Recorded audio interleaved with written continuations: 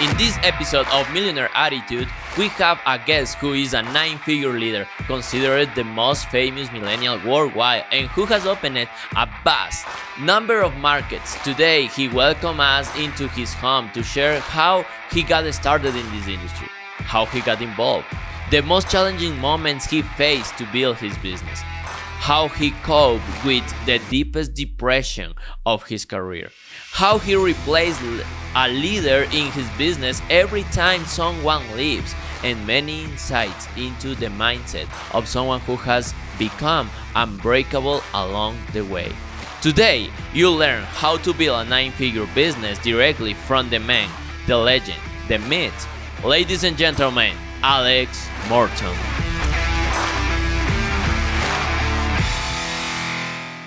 Hi guys, here we are, and I am super happy, super excited because right now and tonight we have in Miami the man, the myth, the legend. Today we have Alex Morton. Hi bro, how you doing? I'm Thank great, you for saying man. yes I'm to great. this podcast. And I want to say, man, this guy right here, you've done incredible things. I talk about you all the time. And it's amazing how relationships are even more important than specific companies. And that's something people can learn. Because even though we worked together, made millions together, right? Yes. You went on to do amazing things. I went on to do amazing things. And the relationship is intact, and you know, it's a beautiful thing to see. Yeah. Thank you very much. I am super happy. Thank you for welcoming us in your home. By the way, you have a gorgeous home. Thank you. And well, I am here, and the purpose of this podcast is that everybody can know who Alex Morton is. So let's go from the beginning. Who is Alex Morton? Do you come from money? You don't come from money? Because I have listened to you for years and years, and you always mention that your first mentor was your dad. Yeah.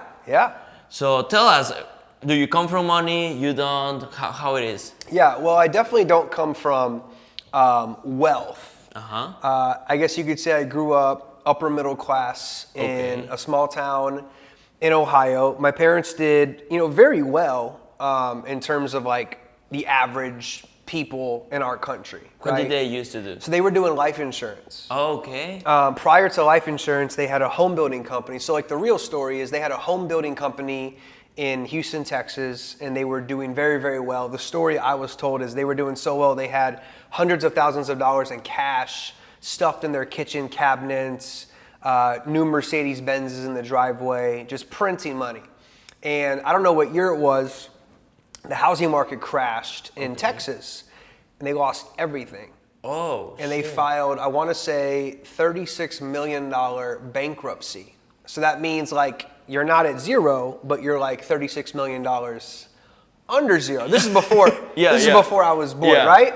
So then they rebuilt it back. They got involved in life insurance, which is very similar to what we do in direct sales. So I grew up watching mom and dad build a business. Recruit agents in, train them, duplicate. 7 out of 10 would make an excuse or give up and quit, right? 3 stay, couple become superstars. And they built a 7-figure insurance business, but I got to see that from a young age. So for me, I remember waking up, being in 3rd grade, 4th grade, and my dad would be on his way to the office, white dress shirt, tie. So watching my dad work his butt off 7 days a week. Like they own the business, so even on Sundays, they would drop my sister and I off at Sunday school. They would go to the office from 9 to 12. Okay. My mom would take us to school, drop us off, and go straight to the insurance office as well. Oh. So my mom had I remember with my own eyes, my mom had an office desk in my dad's office. So they worked together, built a big agency over like 12 years, and then they retired off of residual income.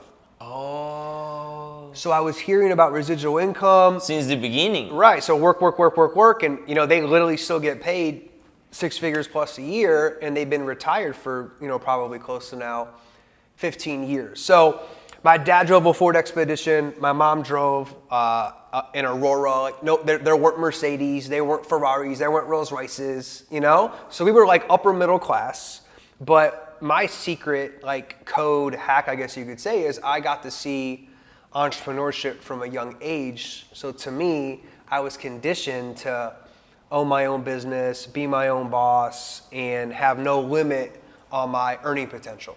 Oh, so basically your family, in terms of finances, they were doing good Oh yeah. all life.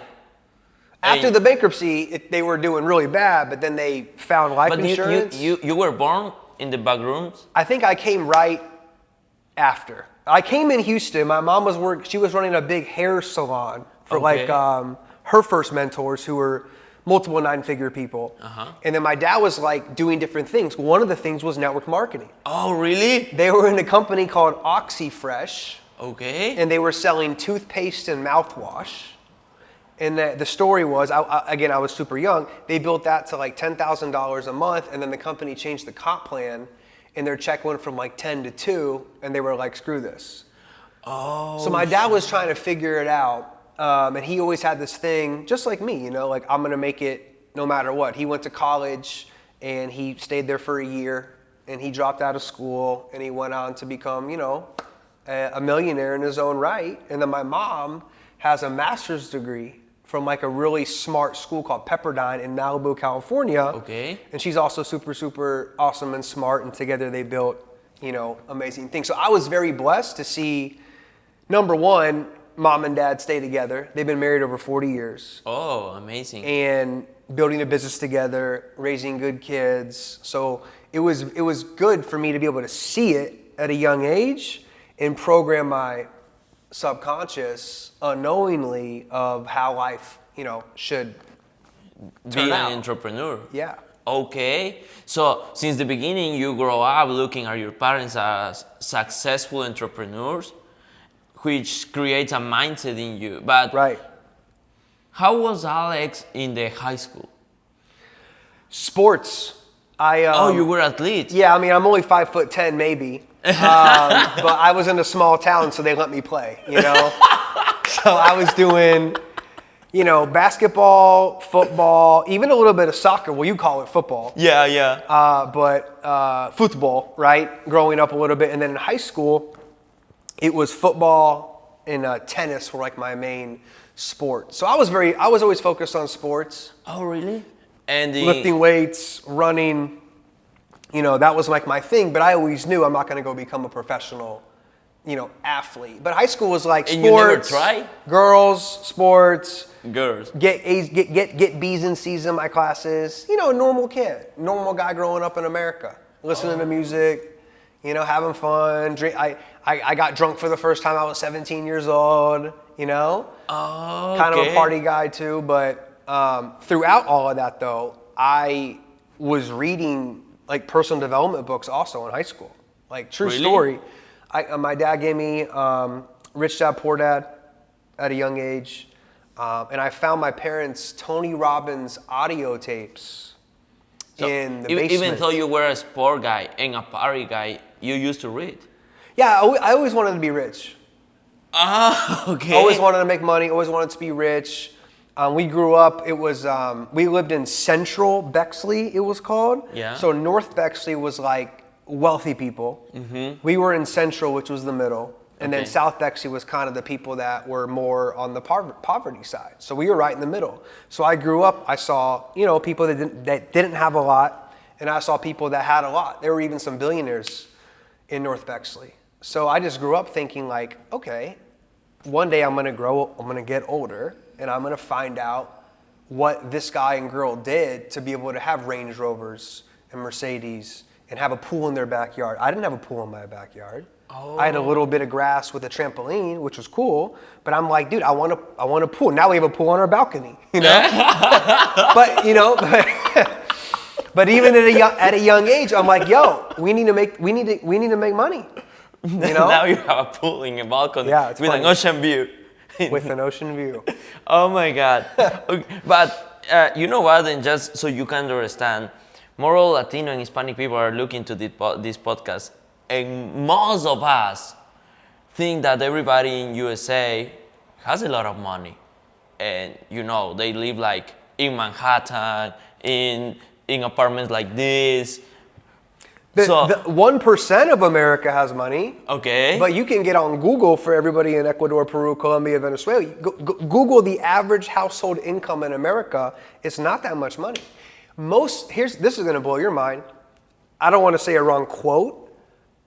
The majority of families in America don't have $10,000 in a savings account. Okay. Not even 10 grand. So no, not everybody in America. On Instagram, it looks like that. Lamborghini, Ferrari, Rolls Royce. Yeah, and you're in Miami, but even a lot of these guys in Miami, it looks like they have a lot of money. Yes. But it's all fake, BS. Shit. Yeah, it is. Most of it is. So even if you're in Latin America, now with what really made it fair now is the phone.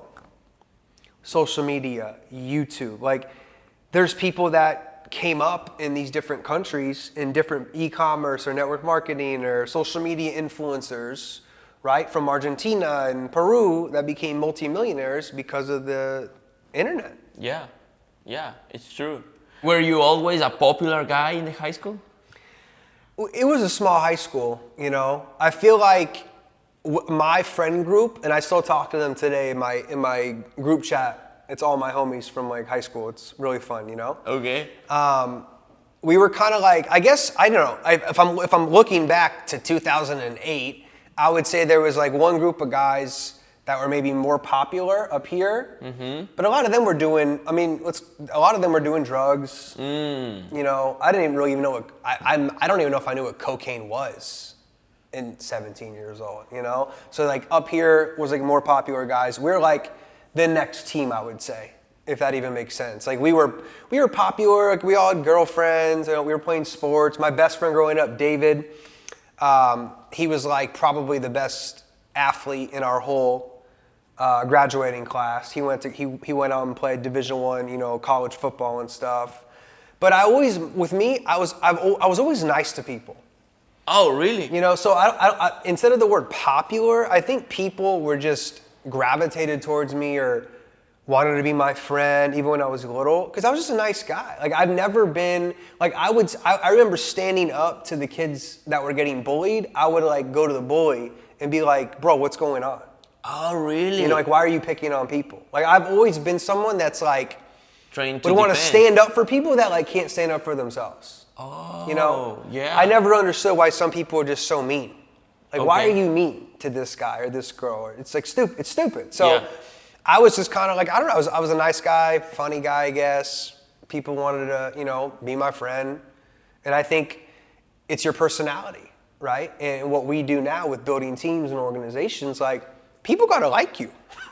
Like, if people don't like you, eventually they're going to wake up one morning and say, dude, I don't like this guy. Yeah. Like, I'm going to go over here because I don't like him anymore. He's an egomaniac and psycho and blah, blah, blah. Talk shit to me. I'm going to go over here. So I think I had a pleasing personality growing up. And that translated into business. And, it's helped me build really amazing things. Okay.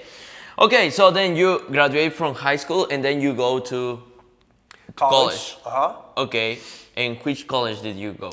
I went to Arizona State University. You choose that one? Well, they kind of chose me. I applied to Indiana, which is like a smarter school.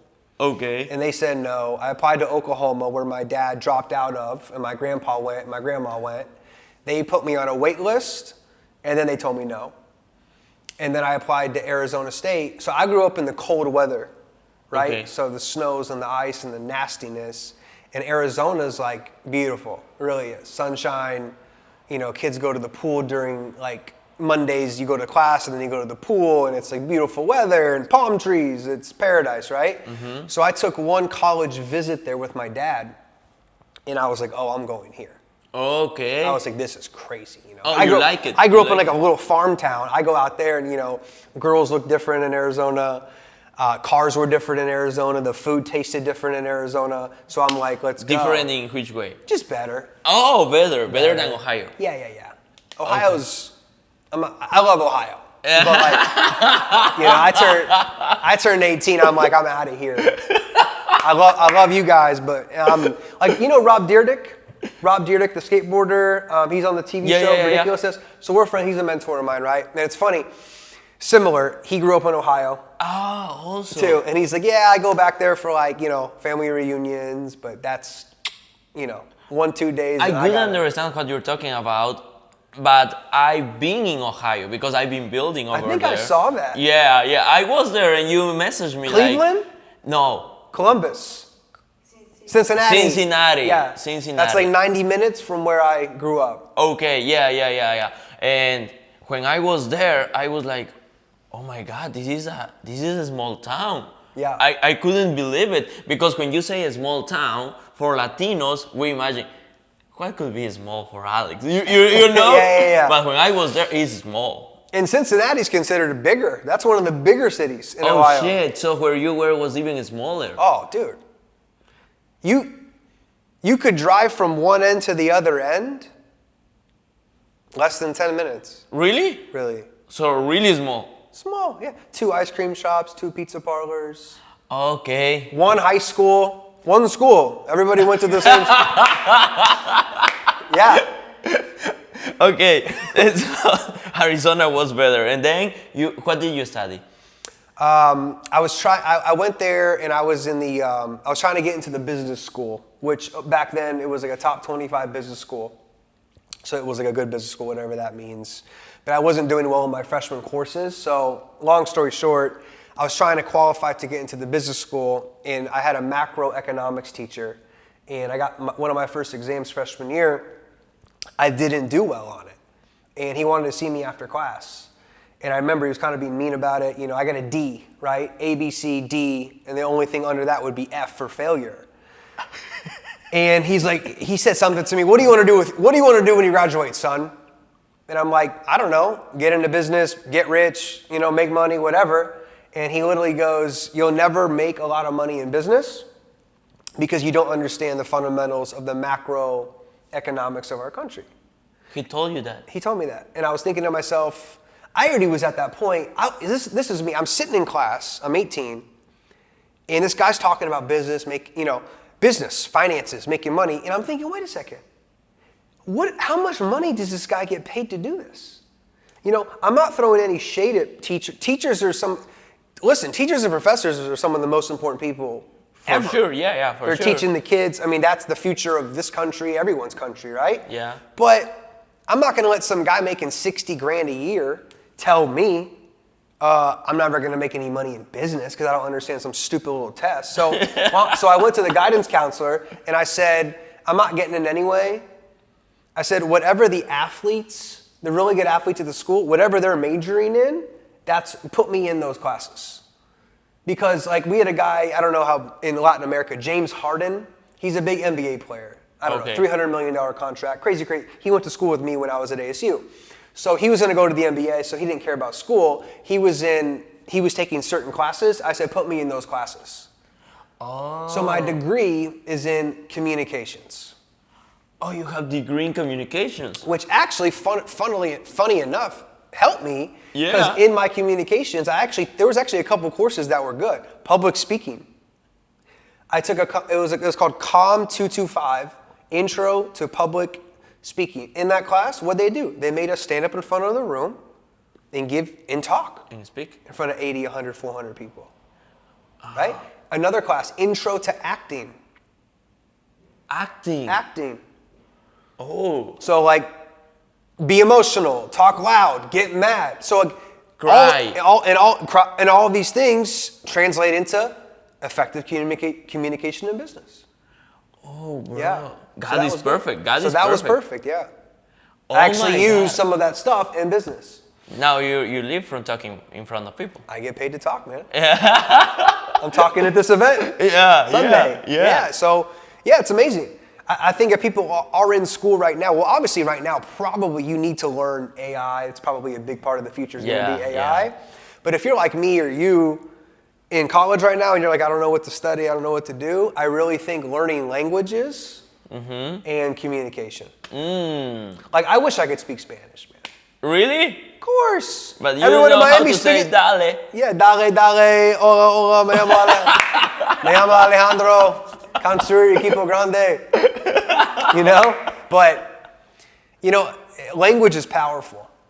When you don't need a translator, your point is way more effective. Yes. Yeah. That's true. Okay, so, and how was the school? I mean, how was college? It was fun, man. I got in a lot of trouble my freshman year.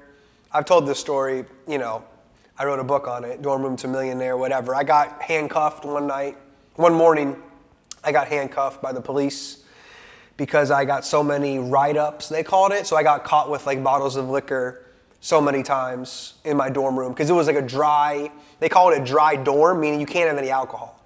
So like obviously I had tons of alcohol in there. So one night, the RA, we called it, like the manager guy, like knocks on my door. He comes in all mad. He opens up my like bathroom drawers. Dude, I swear, like I have friends that could tell you this is true. Like 20 empty bottles of rum. It was called Captain Morgan, like rum. So I had to throw it all out. He's so mad at me. I'm drunk. I'm yelling at him. How old were you? I'm 18. I'm a kid. I'm an 18, 19-year-old kid. Idiot kid in college, you know? Yeah. And then the next morning, I hear on my door, I'm like, who is it? And they're like, Tempe police. I'm like, dude, no way. Like 2 cops, full gear, you know, gun in the holster, hat on, bulletproof. You know, are you Mr. Morton? Yeah. They have a piece of paper. You have 24 or 48 hours to remove yourself from the premises, which is like the area, and I remember I was mad. I'm like, I'm from Ohio. It's a 4-hour plane. What do you mean, I have to leave here? I have to leave? They're like, if you're not out of here in 24 hours, we're gonna arrest you on trespassing. So so the second half of my freshman year, I was sleeping on my older friend's couch, and then I would go, like, sneak onto campus and go to my classes, and then that's when I got my real estate license, because I went and stayed at my friend Elliot Barkin is his name. He might see this. He probably won't see it. He crushes it in real estate in Arizona, and he was from Bexley, from where I was from. And I was, hey, bro, blah, blah, blah, really nice guy. Oh, we're still friends today.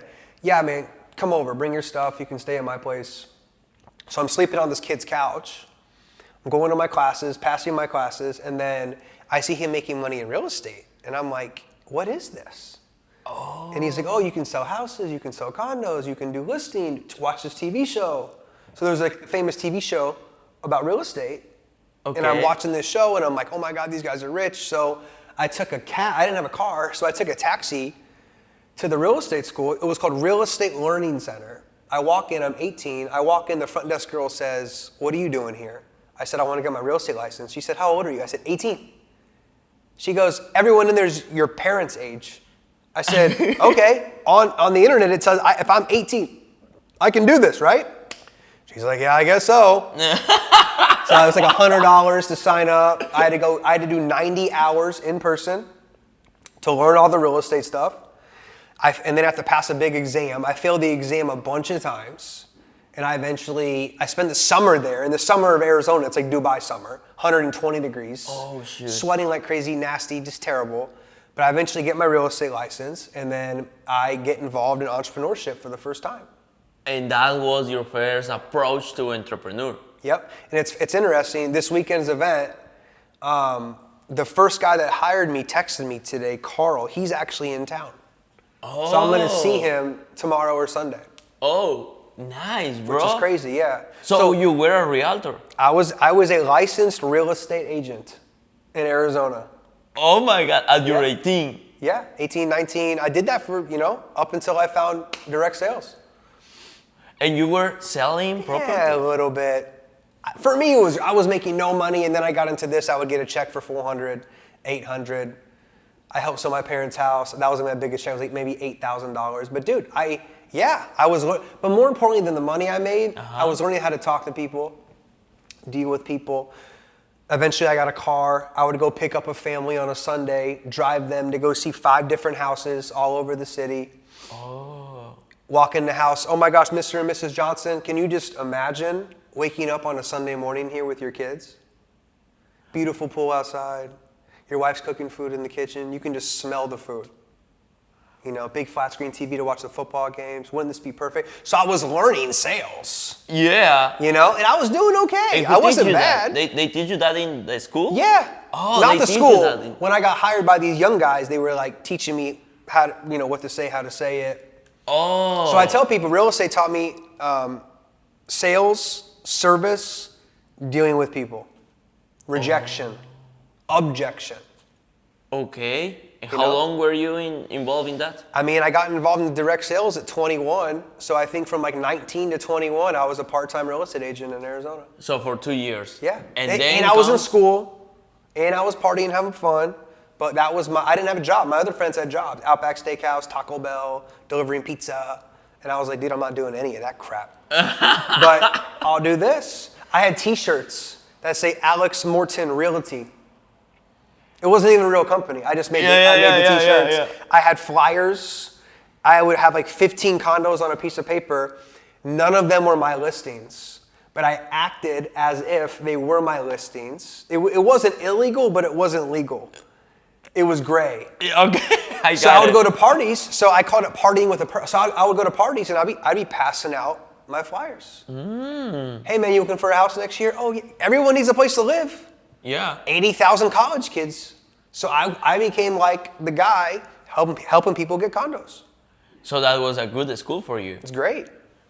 Oh. Yeah. Okay, and then how come you get involved in direct selling? So then it is early 2011. I'm a junior now. Okay. In college, so my third year, right? Third year. How many years is in here? You know what? Second year, third year, 4 years of school. So now I'm in my third year. Okay. And it's like people are really thinking about their careers now, you know? Like I'm graduating next year, I need to get a job, this and this. And I'm like, okay, I gotta figure something out here because, you know, I don't wanna go make 30, 40, 50 grand a year. I can't do it. So direct sales comes into my life. My dad's friend was trying to recruit my dad into a nutritional company. Okay. My dad in Ohio was like, I'm busy with insurance, but I have a kid. He's gonna be 21 soon. He wants to be a millionaire. He hates school. He's only there because his mom wants him to stay. Talk to my kid. His name was Marty Wilwerka. My first enroller in network marketing, Marty Wilwerka. We're still Facebook friends to this day. Oh my God. So he's pitching me, prospecting me. I don't want to hear about it. I don't want nothing about it. Scam. You didn't want. Scam, bullshit. Oh shit. Blah, blah, blah. And then eventually, I'll never forget it, man. He calls me at like maybe 2 p.m. on a Thursday or Friday. Alex, what are you doing? It's Marty. Nothing, man. What's up? I'm not doing that thing. No, it's okay. I'm coming to town tonight because the home office of my first company was in Arizona. Okay. He goes, there's a guy sitting next to me in the car. He's 25. He's making $10,000 a week. A week? A week. I said, say that one more time. I said, I didn't hear you. He goes, yeah, there's this guy named Brad. He's making $10,000 a week in the business that you don't want to do. And I said, dude, what's the address? Just like that. If there's someone making if someone's making 40 grand a month at 25, and I'm pretty much a broke college kid, dude, I will walk to the meeting. Yeah. So I get to the meeting, and I'm sitting there, conference table, me, Marty. I don't even know. It might have just been me and Marty. Maybe 2 other people were there. And then Brad walks in, Louis Vuitton backpack. He had a diamond watch, Breitling watch. He sits down, and I'm just looking at him. And I remember he said whatever he said. It wasn't a good presentation. It doesn't matter. But at the end of the presentation, I said, dude, are you really you're making 10 grand a week? And he pulled out his phone. He showed me his app, $10,000 a week. And he goes, dude, I didn't even go to college. And he goes, if you do this, I'll show you how to do it. I signed up that night. That night. I bought one. I didn't have any money. I couldn't buy the big package for $500. So I paid $72. I would never forget it, $72. I bought 1 case of our healthy energy drink product. And that was my start into direct sales. Wow. So for a while, you were one of the negative guys. Skeptical. Because I'm like, what? You know, he probably wasn't doing the best job explaining it to me. Yeah. Vitamins, and you're going to drink this drink, and you're going to tell your friends about it. I'm like, dude, you know, whatever. But when he told me there was somebody my age making that kind of money, that was it. And that's super interesting because I think that following up is really important. And in that first compensation plan, there was a matching bonus. So Marty built a team to like maybe $2,000 a month, but one of his teams was me. So through the matching, he got rich. He probably, I think he made like 300 or 400 grand.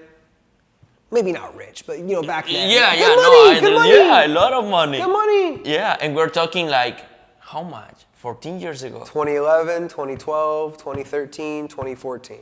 Oh my goodness. 10 years ago. Almost 11, yeah. Bro, that's amazing. Okay, so you get involved in direct sales because of Brad.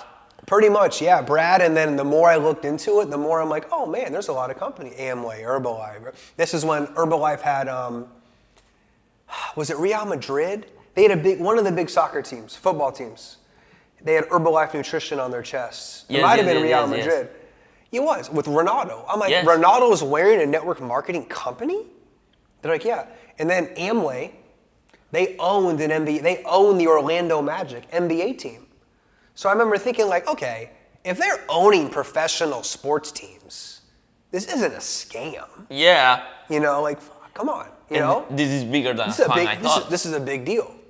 Oh my God. God. Then I saw Mary Kay, and they have their home offices in Dallas, Texas, and they had like 1,000 women millionaires or something driving the pink car. So I was researching the industry, and I'm like, dude, how did I not know about this stuff? This is crazy. But you didn't start because of the product or the comp plan? The product was cool because back then we had Red Bull, Rockstar, Monster. It was just starting. 5-hour energy shots. But that was not it didn't matter. It could have been plastic cups. Yeah. You started because you see somebody your age making the money that you wanted to make. Yeah, I saw opportunity. Oh. That's what it was. Okay. And I think that's really important for everybody looking at this podcast. For sure. Right? Yeah. Okay. So then you start your journey. How was it? I was terrible. No way. Really? Yeah, oh yeah, I was terrible. My first home event, I don't want to mess these numbers up, man. I think it was 50, I called 50 people to be at my house. You are now 22. I'm still 21 here, I think. 21. Yeah, I'm 21. I'm 21. Okay. So I'm like really excited. Uh-huh. So they're like, you need to tell people to come to your house and then tell them about what you're doing. And I was like, okay, like you know. So I'm calling people saying probably crazy stuff. I met a millionaire. We're gonna be millionaires tomorrow. It's gonna be nuts, you know. So I invite 50 people to my house. Okay. 25 tell me they were gonna show up. The event happens. 10 show up out of 50, which is okay. Yeah, it's pretty good. During the presentation, okay, before the presentation, I'm so nervous and scared. I think I drank 1 or 2 beers. Okay. To make me calm down. I was so scared, you know, talking to people. Oh my God, this is crazy. You were doing it by yourself, alone. The first event was me. Oh shit! With 25 people. Well, 25 told me they would show up. 10 showed up. Okay. With 10 so people. Out of the 10 people that came to my first event, 6 of the 10 left during the presentation. Shit, horrible. Because I was terrible. They probably Googled something, pyramid scheme, blah, blah, blah. So 6 leave. So 4 left. Out of the 4, 2 say no. So now there's 2. Both of them sign up. Oh, good. 2 sign up. 1 quits in the first couple of days. 1 stays. The one that stays, name's Josh Noble. We're still friends to this day. He went on to make $500,000 with me in the company. Oh. And he and I built a team. At our peak was 96,000 people.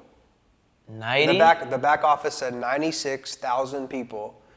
came through the organization in about 3.5 years. This is where I made my first million, almost $2 million bucks. And this is what really sparked my career. Because, I'm not saying young people weren't doing the business anywhere, but I didn't see anybody, So I kind of took Facebook, eventually Instagram, mostly Facebook, and was showcasing the work, and we were attracting people from all over the world. A lot of people, they were all young people. So we developed this thing called YPR. That was like our team name. And it was Young People Revolution. Yeah. So it wasn't about the products. I would get in front of people, and this is all on YouTube. Some of the videos make me cringe now, because I said some crazy stuff back then. But the truth is it was all true. Everything I said was true. People just didn't like to hear it. But, it was a revolution against the system. Okay. I used to talk about, if you just go out and work a job, J-O-B, journey of the broke, you're going to be just over broke your whole life. You're going to have someone tell you when to show up to work, when to eat lunch, when to go to the bathroom, and when you can take your family on vacation one day. Do you want to do that? This is how I was bringing people in. And it was very aggressive. Yeah, super aggressive. I don't do that anymore. But back in the day, we got to the point, and I can prove this one day if I need to. My dad tracked the back office every single day.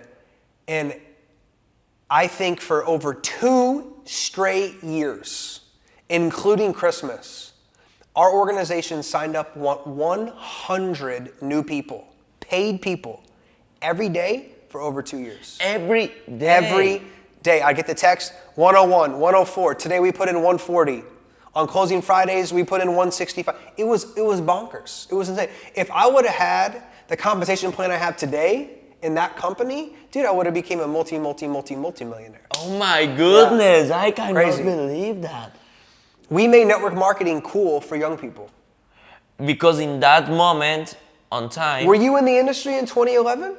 I was involved in 2014, bro. See, you were at the end of my first company. Yes. But at that moment, and now that I go back, most of the people that were doing direct sales were adults, right? They were all adults, man. Like my first convention, it was me and my team of like 15 people. The rest of the room was mom and dad. So I go to the first convention, again, another story, true story. My first convention, I'm making $4,000 a month. And I go to Vegas. 2,000 or 3,000 people are in the room. And I remember thinking to myself, like all the six-figure earners were walking across stage. And they were like, they used to be a truck driver, and she was a teacher, and he was a basketball coach. And now they made $1 million, $2 million, $5 million. The number one guy, he made $42 million in those like 5 or 6 years. Shit. And I left that convention thinking, bro, this is crazy. These guys, no offense, they're older people. They have families, they have this, they have that. We're young. We can work 20 hours a day. Yeah. We can just go nuts. Yeah. So we went home to Arizona after that convention, and my personal income in 1 year went from 4 to 40,000 a month in 12 months. Because we implemented just, their groups were talking to 2 people, they were signing up 2 people a week. I'm like, dude, 2 people a week. How many presentations do you do a week? Oh, we do 1 every Wednesday. Okay, we're gonna do 1 every day. Every day. And then eventually it was 3 a day.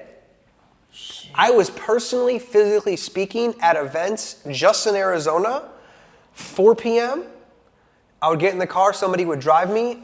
In the car, I was doing, back then instead of Zoom, it was called UVU. Okay. I was doing UVU calls. So 4 p.m., 6 p.m., 8 p.m., event. Hey guys, anybody that signs up today, paid in the back office, at 9 o'clock, guess what? We're doing a fast start training. But you can't come unless you sign up right now and you pay. Oh shit. So it was just... You just So you would sign up tonight at 5 p.m., right? You're all excited. What do I do?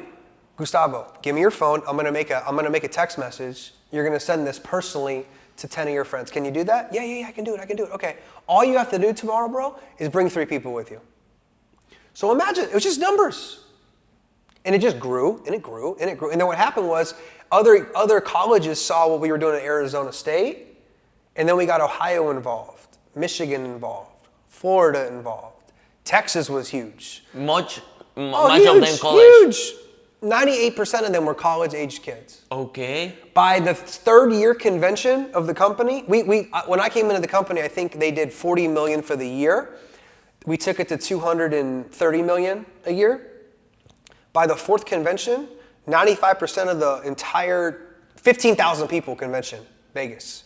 Big convention center, and then we had an overflow room of 2,000 people. It was nuts. It's on YouTube also. People can go check this stuff up. All young people. Oh my 98% of the room, 18 years old to 27. So literally, you changed the game. Just flipped it, man. Oh, bro. Yeah. But how come from being terrible and having everybody leaving from you? Yeah, I got told no, so many times. How you became really good enrolling 100 people per day? Practice. Practice makes permanent, not perfect. When you practice, like, go for no. Like, when I first got into the company, my dad goes, you need to go out, talk to people, and don't go home until 10 people tell you no or laugh in your face. Your dad told you that? So you develop thick skin. Oh. If someone says no, it hurts you. It hurts your feelings 1 time, 2 times, 4 times. By the 5th time, you're like, cool, awesome, God bless, next. So number 1, I wasn't afraid of rejection because I was more scared to be broke than what this idiot thought about me. Oh shit. Number 1. Number 2, okay. I Googled in YouTube the top earners in network marketing. Mm-hmm. I found them. I still know their names. Back then, for me, it was this guy named Nick Sarnicola, Tim Herr. I used to watch Holton Bugs, Jeff Roberti.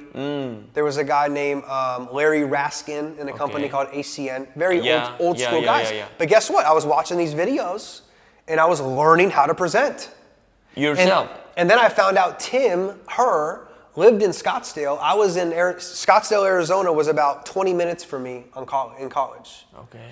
So I found out when he was going to be in town. I went to his events. I went there as prospects. And then eventually my name got bigger, so he knew me.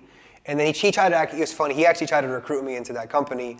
I never did it, but we're friends to this day on Facebook, whatever. But he really taught me how to speak in front of a room full of people. So you squeeze in the meetings? Yeah, because I heard that there's this guy making $60,000 a month selling skincare.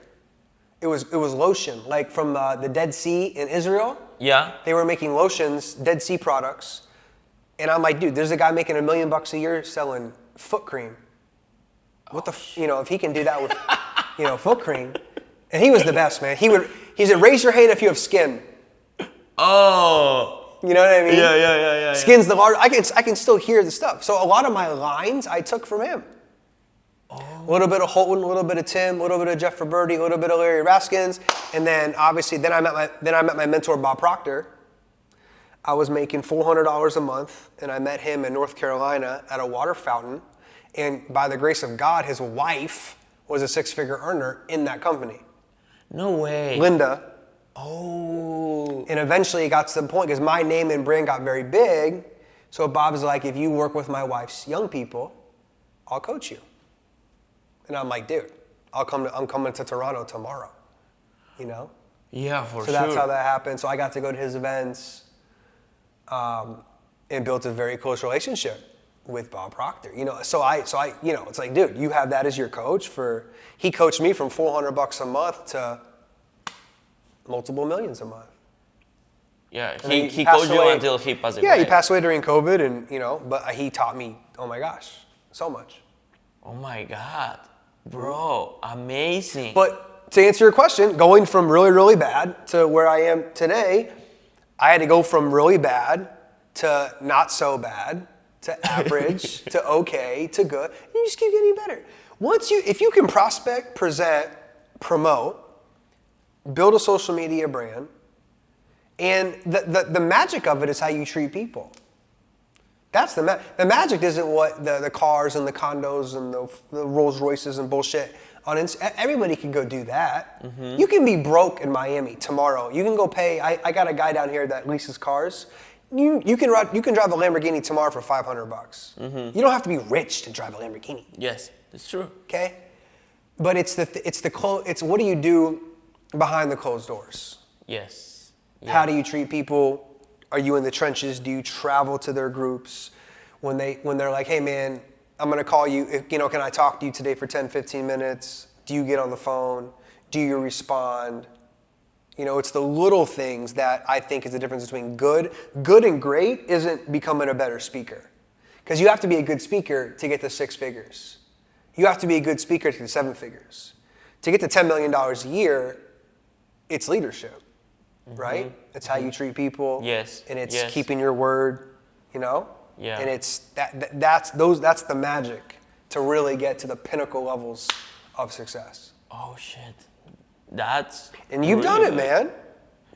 We don't need to talk exact numbers on here, but you're doing very well. Not like you, but thank God we're good.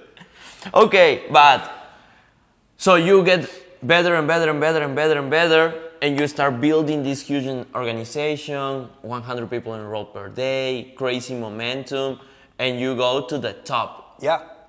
You were number one in that company? Not in career earnings. I was the youngest and fastest ever to make $1 million. Oh my God. In the company. So, first deal, first million. Yeah. Yeah. I guess so. Oh my God. Yeah. Bro. So, you were doing great since the beginning. Yeah, I tell people, my timetable was probably shorter than some other people's. Okay. But, you don't know when it's going to be your timing. God knows when your seed's going to turn into a harvest. And all you can do, people watching this video, you can just keep planting the seeds, getting the sunshine, feeding the crops, doing the right things. And there's some people I work with, man, they worked their butts off for 5 years, never made any money. And they go on to go make $30, $40 million. There's a young guy in Costa Rica, we were talking today, no, I'm not gonna say names, he made $8 million. And when I met him, he had a couple $1,000 in his bank account. Yeah. But it took him longer, right? So it doesn't matter how fast you go as long as you go. Yeah. But your journey was fast. But, it was. But I would say because you were faster. Yeah, I was psycho, totally obsessed. I still am today, just different. But I was nuts. I printed out the compensation plan, I stuck it all over the house. Everywhere I walked, I would see the comp plan. And there was a title called Royal Ambassador. It was $1 million a year. I would circle it, and it'd be on the fridge, it'd be in the bathroom mirror, it'd be next to my bed. This condo tower was on my wall when I was 21 in Arizona. Oh my God. And now it's real, That's bro. why I tell people, man, it works. The spiritual side of success works.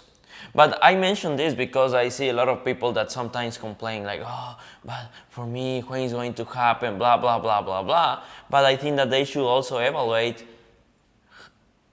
compared to Alex's action that you're describing right now, how many action or how aggressive they are getting. Yeah, I know for a fact, there might be one other guy, and we'll put him like 1B. Nobody in network marketing from 2012 to COVID shutdown took more flights than me. Yeah, or did more events. Yeah, it's true. Yeah. It's That's not true. even, it's not bragging, it's just. No, it's true. No one's going to even argue that. There's one other guy who I used to work with, him, a good friend of mine still. It's all good, Latino. He was probably the only other person that I saw. Now you do it, you're crazy now. Like you're Ecuador, Peru, Colombia, Venezuela. You were in New York yesterday. Yeah. Like sundown, hey bro, you want to get dinner? You're gonna be like, I'm in keto. But that's good.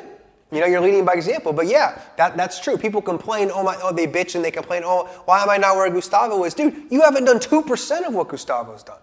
That's why. Yeah. You're talking to 2 people on Instagram every day. That's what you're doing. Yes, exactly. And they say, I'm working. It's like, no, shit, you have bro. to produce results. Yes. Okay, so, and then crazy momentum, a lot of aggressive action. You go to the top. Everybody is in the best moment. Yeah. But all what comes up sometimes comes down. Of course. Yep. Did it happen to you? Yeah, so my first company, I left the company. 3 weeks later, the FTC shuts them down. Shit.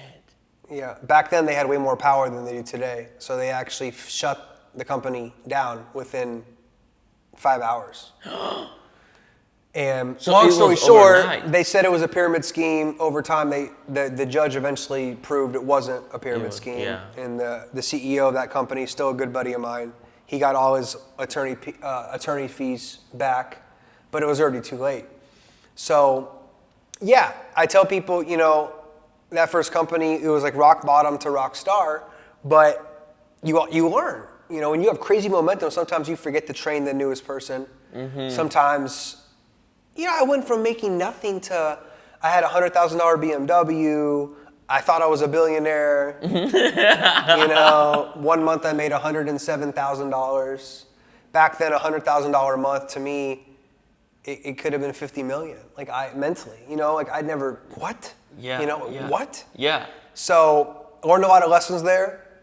Probably had a little bit of an ego in that first company. I think ego can be healthy. I now believe you can have a healthy ego. Oh.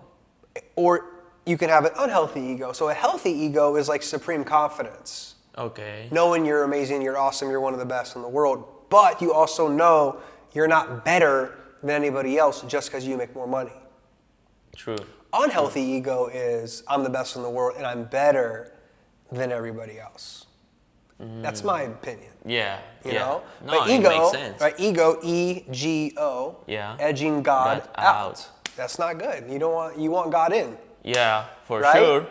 So I learned a lot of lessons in that first company. I went to a second company. It was actually $1 billion company already.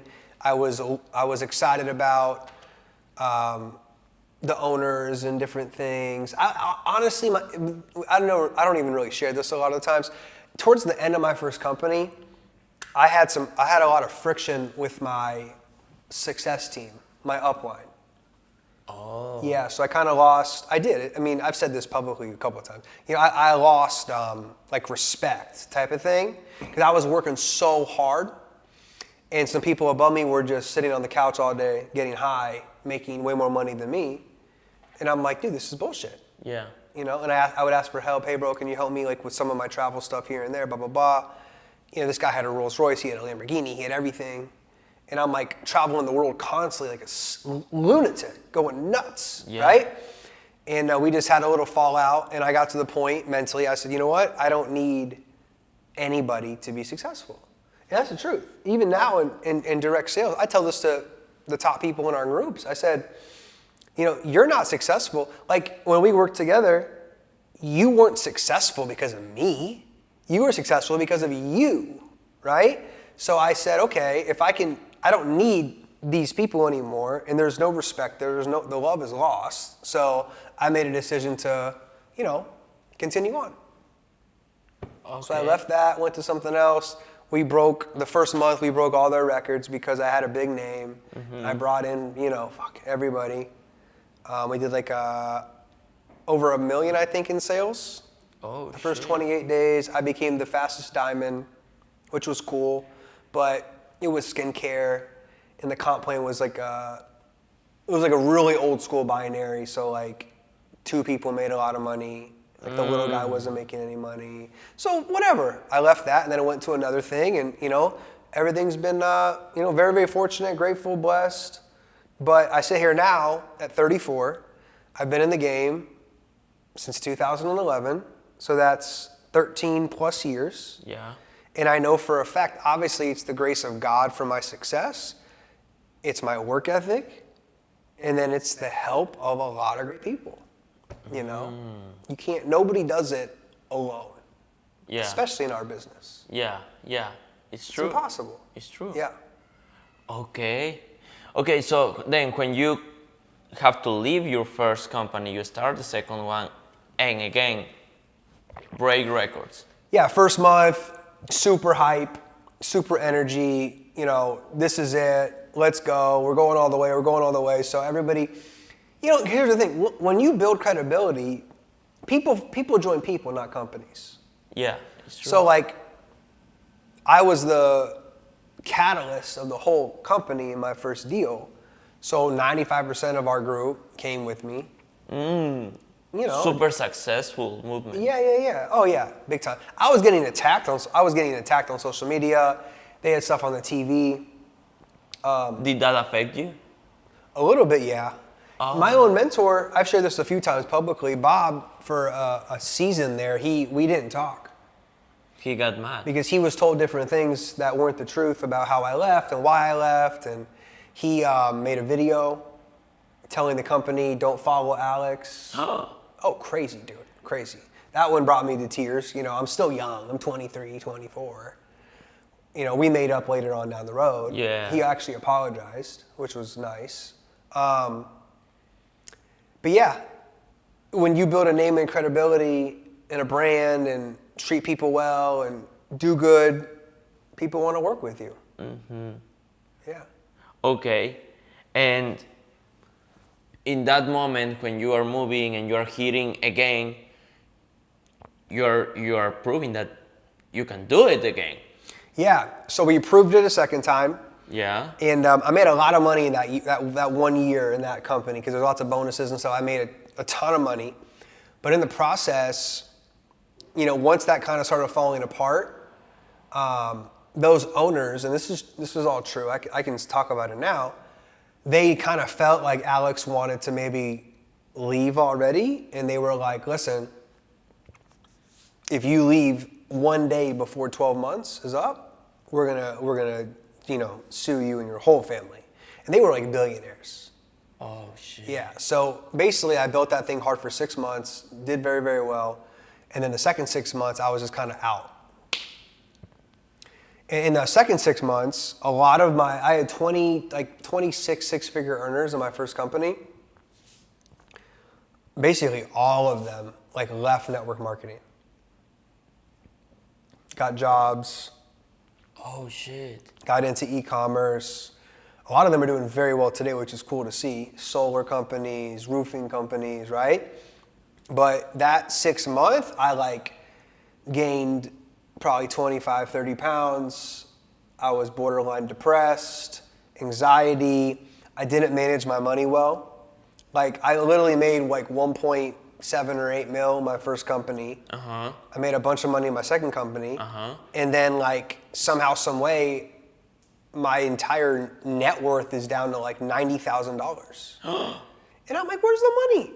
Where'd it go? You know? And where was it? But it was clubs, it was bottles, it was partying, it was a Rolex for me, a Rolex for you. Oh shit! You went crazy. Going on tour and buying 3 hotel rooms at the W, Barcelona. You know, how much? I don't even care how much it is. Just put it on the credit card. You know, I was young, making money, traveling, having fun. You know, I smile and laugh now, but you know, we could own probably 3 of these condos. You know, but like, and then I got to a point where it was bad, man. Like I started to doubt myself a little bit. I was getting attacked on social media. I didn't know what to do. I was living with the wrong girl at the time. I knew it was the wrong girl, but we would break up, get back together, break up. It was super toxic and stupid. It was a bad season, you know? So I tell people like rock bottom. No, I'm sorry. Yeah, rock bottom, rock star, rock bottom. 2015 was not fun. Oh shit. Yeah, I kept a lot of that private, you know, because I was dealing with it, but it was not good. I was spending more a month than I was making. Anytime you're doing that, you're in trouble. Yeah. How many people you have seen in our industry that happened to? Unfortunately, too many, man. So many people have made so much money, like way more money than my little 1.7 million. Yeah. People made tens, 4, 5, 7, 10, and they end broke, gone. I don't know how. I mean, that's like insane. I don't and know. Some of them didn't even pay taxes. It's like in America, you're not going to pay taxes. That's a good idea if you want to go to prison. So now, like in our inner circle stuff, you know, it's like I want to really help people get wealthy, make sound investments. Yes. You know, I've learned a lot of painful lessons financially. So now when we have people younger than me and they ask me, hey, what do you, I have an extra 100, 200, 400, 500 grand. Now I can help direct people into things that are more conservative. It's not going to be 10% a month, because 10% a month eventually is going to blow up in your face. Yes. Like we've seen. Yes, of course. Right? But yeah, I was in a dark place. Long story short, I got out of it. And how come? Because that was the lowest point. Yeah, it was bad. That was the worst moment in your career? Yeah, it had to be. How did you overcome that? I leaned on personal development super hard. Okay. Like I'm like a personal development nerd, even to this day. Like before you guys came over here today, I was eating a little bit of something and watching a podcast. I just I like it. I just like every time I'm driving, I'm listening to stuff. So I was leaning on all the positive repetition of information. Okay. Bob's material. And then honestly, I had this self-confidence still, even though I was feeling like crap, I had this self-confidence of thinking, you know what, if I can do it once, really twice, I can do it again. Okay. And I was telling God, give me one more chance. You never doubt yourself? Now, of course I doubted myself. But my back was against the wall. If I put your back against the wall, the only direction you can go is forward, man. Yeah. My back was against the wall. I told everybody, MLM, network marketing, the greatest thing in the world, this and that. So I wasn't gonna just let my career end like that. I wasn't gonna go out like that. Ah. And I remember praying to God and saying, give me one more opportunity, one more chance. I'll do it the right way. I'll have no ego. I won't even talk about my income. If you've noticed, my name has never been on a top earners list. Yes. And they've asked me. So you think your ego kind of destroyed? I don't know. I don't think it destroyed. I just know you can get further with not having an unhealthy ego. I have a healthy ego, right? I know I'm one of the best builders and network marketers on the planet. No, but at that time, how old were you? I was probably a little more arrogant. I was telling kids in front of their parents, if your dad doesn't make 100 grand a year, he doesn't know how to make money. Oh shit. This is on YouTube still. Yeah, I try to delete them, but again, let's just peel it back one layer. Is that not true? It is. If Johnny walks in here and Johnny wants to live in this condo one day, and Dad's over there, I'm talking to Johnny about network marketing that got me this condo. Yeah. And his dad's like, oh, it's bullshit, it's a scam. Bro, you don't know how to make money. Yeah. So even if it hurts your feelings, it's still true. The truth. So if it hurts your feelings, dude, sorry. Yeah. To me, my who I am now and my brand, whatever, I'm very adamant about telling the truth. And if it offends people, dude, I don't care. You have always been like that, so. I have. I've toned it way down today. Yeah. But sometimes you do, even in social media. Yeah, I'll get on stage, Sunday I'm speaking at this event, I'll probably say a couple of things. But again, it's still, I get off stage though, when this insurance company brought me in to speak in Vegas with all their top salespeople, and they paid me whatever, right? I go there, I talk, and after the talk, he's like, dude, you said a lot of crazy stuff, but he goes, I was thinking about everything you said. It's all true. Yeah. He goes, most people are too afraid to speak the truth. Yes. He's like, you can't be a husband and a father and have children and think it's okay to make shit money. Yes. You can't take care of your loved ones. So is that, So I speak my mind. Yeah. Period. I don't care. Yeah. Like Grant Cardone. Yeah. We're still cool. Yeah, nothing wrong with Grant's a genius. Best marketer ever. Yeah. For sure. Okay. For sure. I'll never belittle anybody though. I'll never make somebody else feel less than. Yes. Some people make people feel bad. I'm not going to make people feel bad. I'm just going to say this, your way's not working. You've done the same thing for 12 years and you have no results. Yeah. Your way doesn't work. I'm not belittling you. I'm just saying if you keep doing what you're doing, nothing will change. Nothing is going to happen. Yeah. You need to change. I build people up. I give them inspiration, motivation, education, information, but I'm giving them the truth, whether it stings them a little bit or not. Okay. Well, and when you were at that bottom that you mentioned, you overcome with self-development, self-education, and then when I found when I found my opportunity, like when I saw that compensation plan in 2016, compared to what I was building before. Yeah. My first company, you had to have, 120 people in your group paid me $400 a month. Oh shit. In residual. It might have been like $800 total. I sit down in 2016. This is before forex went crazy, crypto. It was really the first company to do network marketing and trading, right? Yes. And they showed me 12 people in your business is going to pay you $600 a month. And then 500, it's less now, but back then it was 500 people, $10,000 a month. And I remember sitting there thinking, I asked the CEO, I said, you promised these are real numbers? He's like, yeah, 444, $600 a month. And I looked them in the face. I said, dude, if this is real, this is going to be one of the most disruptive, biggest companies in the next 3 to 4 years the industry's ever seen. And you did it. We did it, but yes.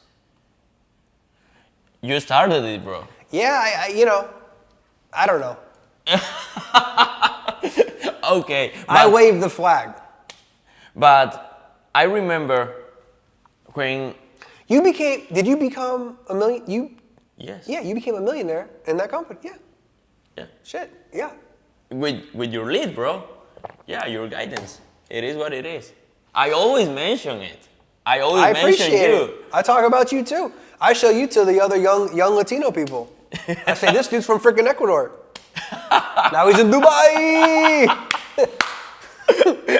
Sheikh Gustavo. But I remember when we were working together, you said one thing that really cracked my mind.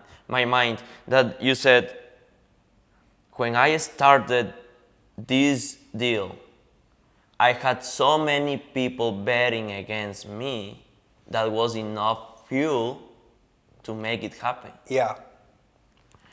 But a lot of people have that family, and not so many people like you had. Only family, close friends, betting against them. No, I had a whole internet. I know. Yeah. But how? I mean, for the people who are looking at this podcast, and sometimes they have the family bothering, friends bothering, partner bothering. What could you recommend? Excuse my language, but it's like, fuck it. You got to do it anyway. Okay. How do you turn that in fuel? You deal with it because you have to understand the basic financial numbers of the planet.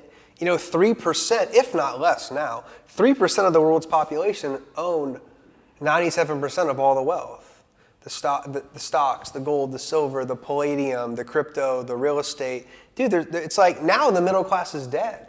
Like we're in America right now. There's no middle class here. It's a joke. People think there's no middle class.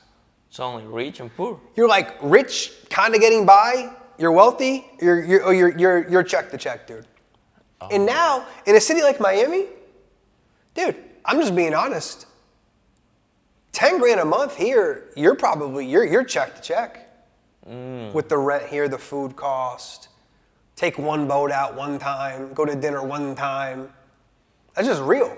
Yeah. Like you gotta have, you need to have money, right? So if you're getting hated on or people are talking negative against you, your friends, you just have to understand where you're going. Not everyone's gonna see where you're going. Not everybody wants to go where you're going. Most people aren't willing to do what it takes to go where you're going. And one of the most profound things Bob told me, very simple. Only listen to people that have what you want. That's it. So if mom can be a great mom, she probably is a great mom. But if mom has never built a business, if mom doesn't drive the car you want to drive, or you want the car you want to give your wife one day, if your dad might be the best dad in the world, but when it comes to money, money, dinero, he may not be a good mentor for you on success. It's very simple. Yeah. It's not even mean. Yeah, it's Nothing's true. wrong with it. Like, mom and dad, I love you, but I'm following this path. Because I'm working with people that have I'm working with people that make what you make in a year. They make it every month, maybe every week. No disrespect. Like as simple as that. And here's the thing. Every wealthy family at one point was broke. Yes, true. Until somebody changed Until one person said, okay, no more. And for me, we were never broke. We were never poor. We took vacations growing up. It was a nice childhood, but as long as the world doesn't turn upside down, me and my wife Luna, our kids aren't going to grow up like me and my sister. They're going to grow up differently. They're going to grow up better. Yeah. And that makes my parents happy. You're supposed to push it forward. Yeah. You're the next generation. You're supposed to push the family forward. I never sat first class growing up. I would walk, as you're in the aisle, walking to the back of the plane, you pass first class. I remember thinking, and I remember my mom one day, she didn't tear it down. She said, yeah, one day you work hard, you make enough money, you can sit up here. Up here they give you warm meals. They bring you chicken and steak. Yes. Up here you have your own TV. Up here you get food first, you get drinks, if you want alcohol. You get on the plane first, you leave the plane first. Yes. So she always said, if you accomplish enough, you too can have this. So my parents, some parents are just idiots, man. Yeah. Like the kid wants to be rich and successful, and then the parent starts feeding them a bunch of bullshit. Yeah, like rich people are greedy. Rich people go to hell. You have to cheat your way to the top. It's all bullshit. Yeah, it's not true. My parents were never like that. That's a blessing. That's a blessing. Mom and dad always said, yeah, you can live in the house like that one day. And you can do it. Why not? Oh, okay, but that brings me a question. In that horrible moment, everybody quitting, your top guys leaving your team, you have to start all over again. Why you didn't quit directly? I had no option. I didn't want to go do real estate. Why? Real estate agents, one spoke today at the event. Yes. He's on TV and stuff now. He makes a lot of money. Mm-hmm. But he's the 0.0001% of real estate agents. This other guy in LA makes a lot of money. They have to spend a lot of money too in advertisements, billboards, park benches, magazines, social media. I don't know. Could I go make $1 million a year as a real estate agent? Yeah, for sure. I could. But it's probably going to be 7 days a week. It's not residual income. I sell you a house, I make 3%, then I got to go sell another house. And that's it. Real estate, you get wealthy by owning property and renting it out, right? Mm-hmm. So I knew direct sales is the best. Even to this day, I posted a video on Instagram today. No overhead, no employees. Yes. No, the legal team is provided for me. Yes. Marketing team is provided for me. We have people on our corporate team making $1 million a year. I don't pay them. Yes. The CEO pays them. What's my expenses? My company that I'm with is I pay $200 a month for great products. That's my only expense, dude. We go open up a restaurant tomorrow night. We are in the hole every month, probably 50 grand, 100 grand. It's true. Employees, the food, the legal, the insurance, the electricity bill, and then we have to hire a bunch of idiots that are going to come steal from us. Yeah. So they need to put up cameras and hire security. It's a mess. Yeah, it's true. Network marketing. Here's your products, here's your services. We're going to ship it for you. You build a business. We'll pay you $300 a month. We'll pay you $1 million a month. It's up to you. Yeah. Oh, and Gustavo and Alex, they're going to teach you how to do it. They've already done it. They're going to teach you how to do it. Come on. Yeah. I tell people all the time, show me a better business model. Oh, really? Please, show me a better business model. Somebody could? It's not that. What? What is it?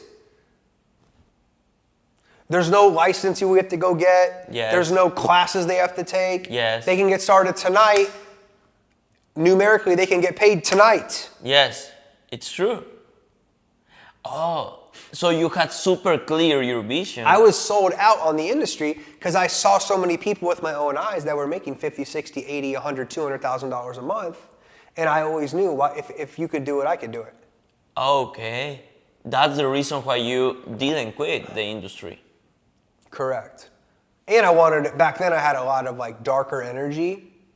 I really wanted to prove people wrong. Oh. My mentality, I was a psychopath. So I joined my third company. In 24 hours, I break up with the girl.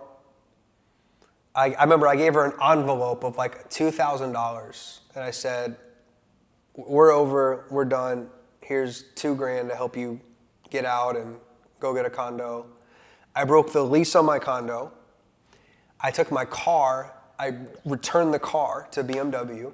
Okay. I paid a penalty on it, and I packed my bags, and I said, I don't know which leaders are coming, but the leaders are gonna come. Once I get into the field and I talk about what we have and how it's different and how it's disruptive, we're gonna attract great people. And my belief level was through the roof. Oh shit. And my mentality was, I'm gonna go as hard as I possibly can to build the biggest team in the whole world of this freaking industry over the next 5 to 10 years, or I'm probably just gonna die trying to do that. Yeah. And that was my mentality. You know, no wife, no kids, no mortgage. I said, dude, I'm all in. One more time, let's go. Oh. If everybody do that, you think everybody could hit that? If they go all in and they don't stop and they don't quit on a bad day and they continually get better and they go to events and they grow themselves and they get on the mentorship calls and they learn the skills, yeah, why not? What's special about me? What's special? Me, there's a lot of people, young guys in Ecuador that you guys would take an IQ test. They'll probably beat you in some of the IQ tests. For sure. For me, yeah. 100%. So, okay. So if we can do it, these guys can do it too. They can do it. Okay. It's true. 100%. It's true. Okay, so now you come back, you start your third deal, and for sure that was your home run. Bro, you're a legend right now. You're a myth. You are the myth. The myth? The myth? The myth. Yeah. I don't know. I mean, yeah, it's yeah, I guess under 30 under 35 years old, I mean, people tell me no one's ever made what you have done. No, more for money. Sure. It's true. And I don't say that to brag, boast. I'm in these were, $40 shorts off of Amazon. I'm in Nike socks. I'm the most normal guy ever. But for me, it was just about winning, I just wanted to win, and thank God we've won a lot, and we're going to keep winning, because we're young. How can you stay that humble, making that crazy money, having that crazy results, having that crazy edification everywhere, bro? How do you do it? Because I am telling you this because for sure you have seen a lot of people hitting 10 grand and thinking that they are like Drake or whatever shit. Yeah, unfortunately, yeah. Well, for one, just knowing who you are. I know I'm a spiritual being. Okay. Living in a physical body. I know I'm created by God. So in network marketing, I'm a big deal. In the eyes of our creator, I'm not even a grain of sand. See what I'm saying? Like they say, like to get on your knees in the morning and pray to remember how small you are. In terms of like the whole. I think about 8 billion people on this planet. We have no idea how many galaxies there are, planet. I mean, we're such a tiny little dot on the map. So why should I walk around with some big ego when I'm just one piece of this massive, massive puzzle of humanity? And I believe God's using me as a tool.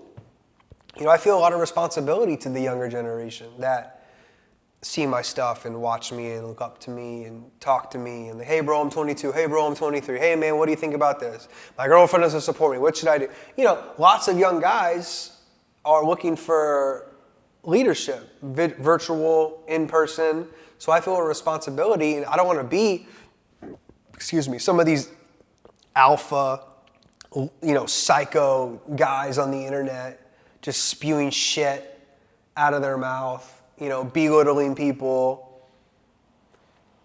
all about money. If making money, you're a better person if you make money than the other guy, which isn't true.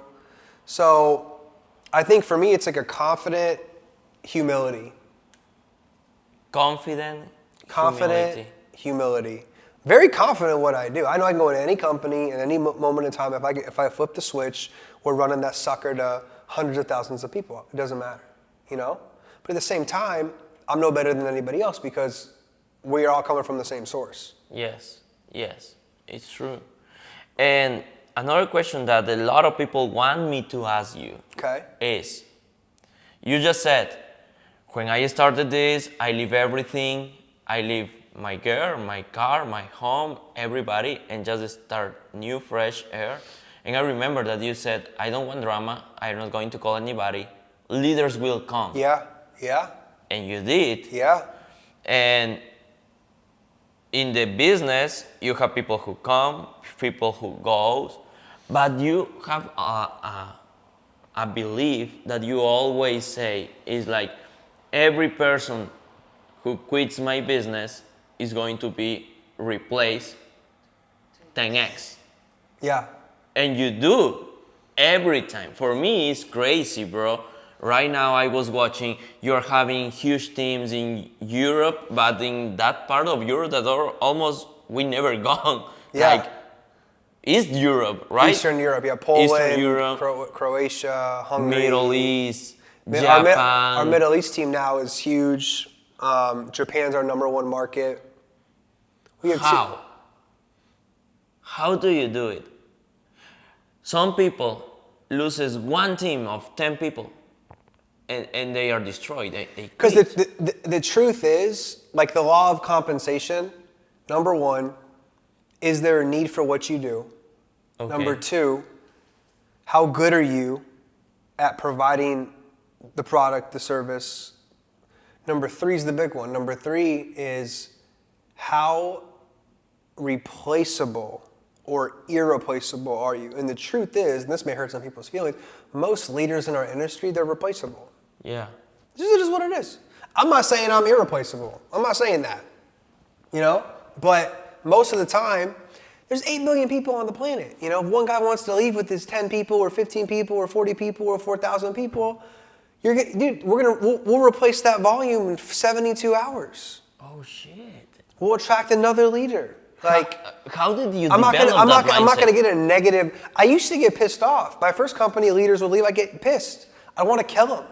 Okay. But then I grew from that, and then I also realized a lot of people come back. Yeah. Right now we have a guy. He's younger than me. He built in our company, I think, to like $25,000 a month. He left our company. He came back to our company, and he went to. Is he 50 or 100? 50,000. I think he's 50,000 a month or 100. 50. I think 50 grand a month. Oh. So my mentality now is, people come back. This is. So you don't worry. My first CEO told me this. He taught me a lot of things. This quote that was always. We were talking about this before the podcast. Mm-hmm. Forever is a long time. You and I have. Anybody else? No one knows the future. We can be convicted and have vision and have a mission and have a purpose and have a desire, but no one knows for sure what the future holds. So why would you burn a relationship with somebody because they made a decision for them and their family? Mm-hmm. I left the company. I made a decision for me and my family. You've left companies, you made decisions for you and your family. So why would I get, do some of them hurt more than others? At first. And then you're like, okay, that's what he wanted to do. I've had people leave it, you know, I've had people leave that help them become millionaires. It's okay. You know, some of them go on and they keep killing it like you. Some go on and they don't. You know? But it's not my job, you know? But I'm like, hey man, I always tell people, keep me updated on your success. You know, I'm friends with so many people in the industry. And a lot of people say, man, they're like, bro, you're different. I was talking to a guy, he's going to be in town this weekend. And he was like, bro, you're different. And I was like, what do you mean? He goes, dude, it's just crazy how like you really don't attack and talk shit, you know. There's been a couple of them that have been emotional. You know, one time I had a guy leave and then he was saying some things that just weren't true, so I had to correct the narrative. Yeah. Right? Yeah. That's different. But I still wish him and his family and his kids, I hope they go make $1 million a month, man. It's all good. So basically, you don't put bad energy in that people and you just focus on they are going to come back. I focus on new. You focus on new. So many people compete. Okay. I focus on creation. Okay. Our CEO, he told me this. He goes, dude, compete. He's like, compete. No, create. Create. Because Buckminster Fuller, he was one of Bob's people he studied. I don't know the exact quote, but it said, basically, to make something new, to build a new model, you must make the old model obsolete. Obsolete means gone.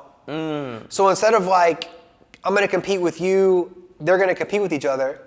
It's like, no, cans and a glass. No, we're going to go over here and build like a huge jug. You see what I'm saying? Yeah. So instead of competing, create 8 billion people on the planet.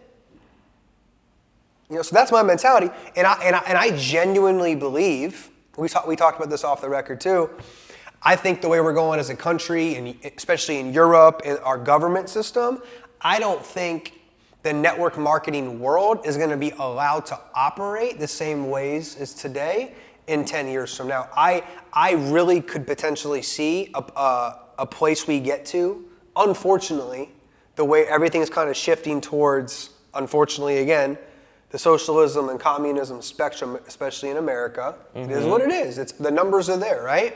Europe's already there. Denmark, 60% taxes. Like Europe is already socialist. People don't want to say that, but it's true. All of our Europeans that made money all live in Dubai. Yes, it's true. You know, I've had friends say Germany is gone. London is gone. Like socialism, next to socialism is communism. So Alex, you have to bet $100,000 and predict the next 10 years of network marketing. I think within 10 years, there's a decent chance. There might only be 5 to 10 companies allowed to have this type of business model. So if and when that happens, guess what? We're all working together.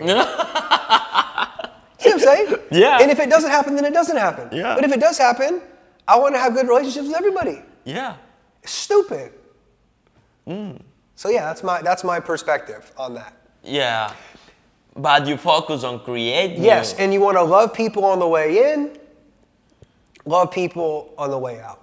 And then continue a freaking friendship, man. Listen, dude, life is so short, and there are so many things that are more important than your network marketing business. Like, think a little bigger than a little comp, especially after you make money. Like, you made enough money to where you're not going to, but if you wanted to, which you don't, you could go live in Ecuador or Colombia probably forever and make investments with your money.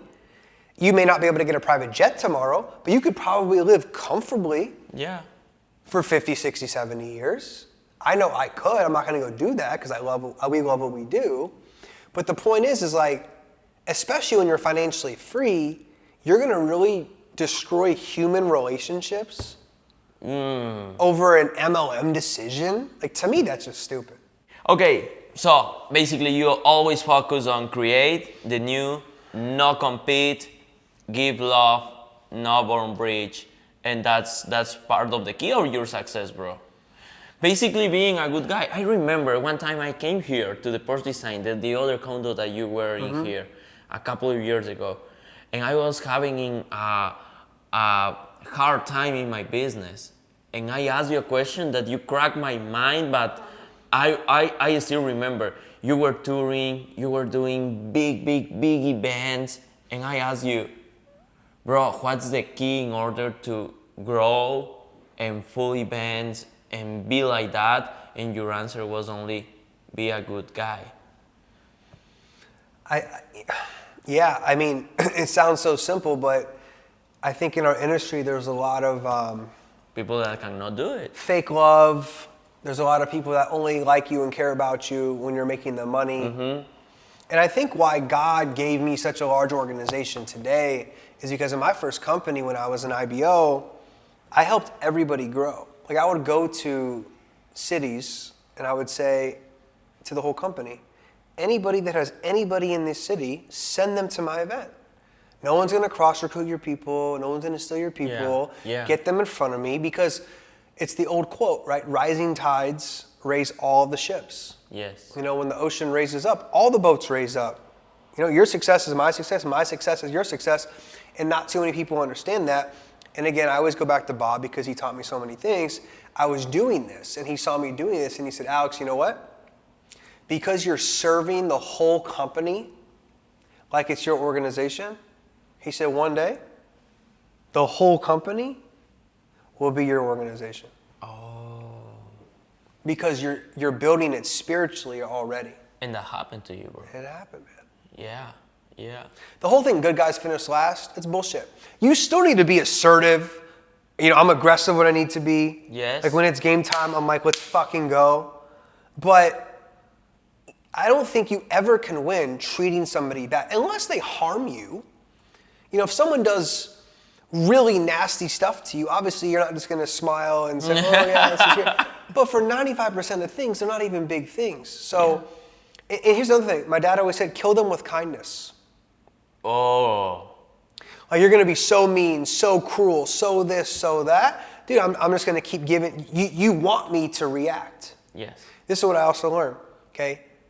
You can either react or you can respond. Yes. When you react, it's like an angry dog. If you go kick a dog enough times, that dog's gonna what? Bite you. Yeah. So it's reacting. Yeah. Humans have the ability to think. So if when something happens to you, take a second and think. It's a reasoning. One of our higher faculties is our reasoning factor. Mm-hmm. So use your reasoning factor, think, and then make the right response. Instead of just acting out of emotion, Bob said, the second you lose your cool, you give the other person all the leverage. I know for a fact one of my superpowers is being calm. My current CEO told me that. Oh, really? He said, it's unbelievable. 9 years we've worked together. We've been through way up. We've been through way down. All these different things have happened. And he's like, Alex, I don't think I've ever seen you lose it emotionally. Oh, really? Screaming, yelling, fuck you, fuck this, that, I'm gonna quit, blah, blah, blah. I just keep calm. And calmness is a superpower. Because when I'm calm, I can think. When I get all angry and emotional, blood's rushing to my brain.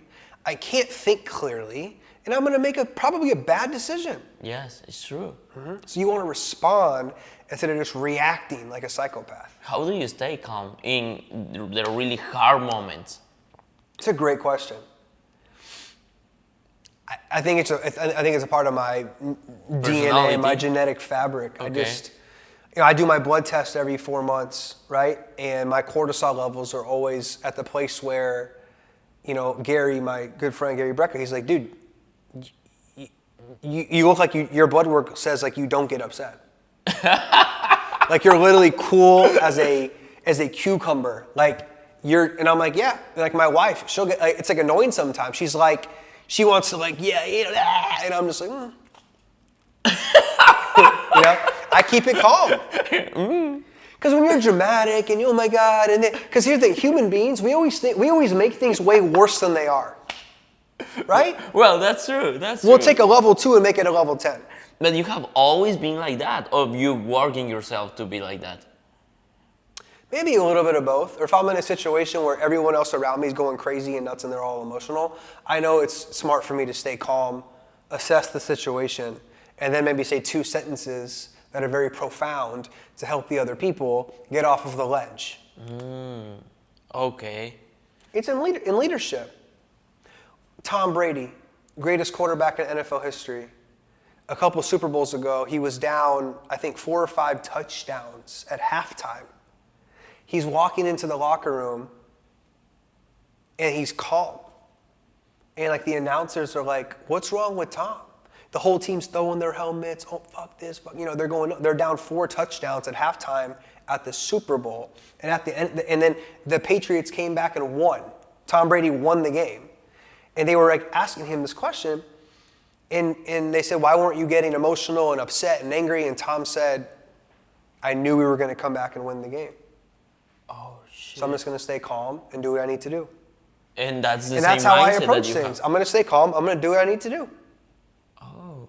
As long as I can only control what I can control. I can control my thoughts, my thinking, my habits, my disciplines, what I put in my mouth, the words that come out of my mouth. The way I pray to my Creator, the way I treat you, the way I treat my wife, the way I treat my parents. I have no control over what you're going to go do at 3 a.m. Yeah. It's true. So if somebody wants to go nuts and get upset and get angry and get pissed off, go ahead. Eventually you're gonna calm your ass down, and then we can have a normal, logical conversation. Yeah. Makes totally sense. I never saw Bob Proctor get really upset. Oh. I don't think I've ever seen a video of John Maxwell Yeah. getting really upset. No. Like the whole place is gonna be on fire. I need to stay calm and think about where's the fire exits. Thinking, right? Everything starts with our thinking. You always talk about Bob. He's the number one, to your top mentor, right? Yeah, outside of my blood DNA of my parents, Bob was my, I call him my coach. He was my coach. He's still my coach to this day. Besides him, you consider some people your mentors? Now I'm at a point where every time I look up or you're not supposed to idolize people. When I was younger, I used to idolize people, whether it was athlete like Kobe Bryant or Tony Robbins or whoever. Now I really just try to take, this is my quote. I don't think anyone else, I think I actually made this one. I try to take the best and leave the rest. So if I listen to a speaker on a stage, or if I watch, Patrick Bet-David on Instagram, I'm looking for the best that person has to offer, leaving the rest. We're all human beings. Okay. We all make mistakes. Nobody's perfect, right? But if I can take the best qualities from you, the best qualities from him, the best qualities from him, I have some people that I'm like, wow, I really like the way this person is. Like Rob Dyrdek is somebody that I think is a great role model for young people. He's older than me, wife, 2 kids. On Instagram, he's very involved in his family. Okay. Date night every week with his wife, every birthday, he's very involved as a father, husband. And the guy, I don't know all his money, but he's got to be worth really good. At least $200-300 million by now. Oh my goodness. Humble, right? So there's some people that I'm like, okay, this is really cool. Patrick Bet-David, immigrant, came here, massive business, massive success, involved as a father. I don't have kids yet, but when we have kids, I'm gonna be an involved father, because of financial freedom. I'm gonna be able to go to the soccer practices and the basketball and the dance recitals and all these different things. One of the things that really helped mold my sister and I, even though my parents were super busy, I was in school, Maddie was in school, we were both in sports. My sister's a great tennis player. She actually got half of her college paid for in America, in California, because of how good of a tennis player she was. Oh. Yeah, so we were all very busy, but I swear, 6 nights a week, we had family dinners. Oh. At a table like this. No phones. Sit down, and we didn't like it at the time because we were younger kids. Mom, Dad, Maddie, me, we would sit down and we would talk. And a lot of times they would talk about some type of life principle or success principle, or tell me one thing you learned today at school.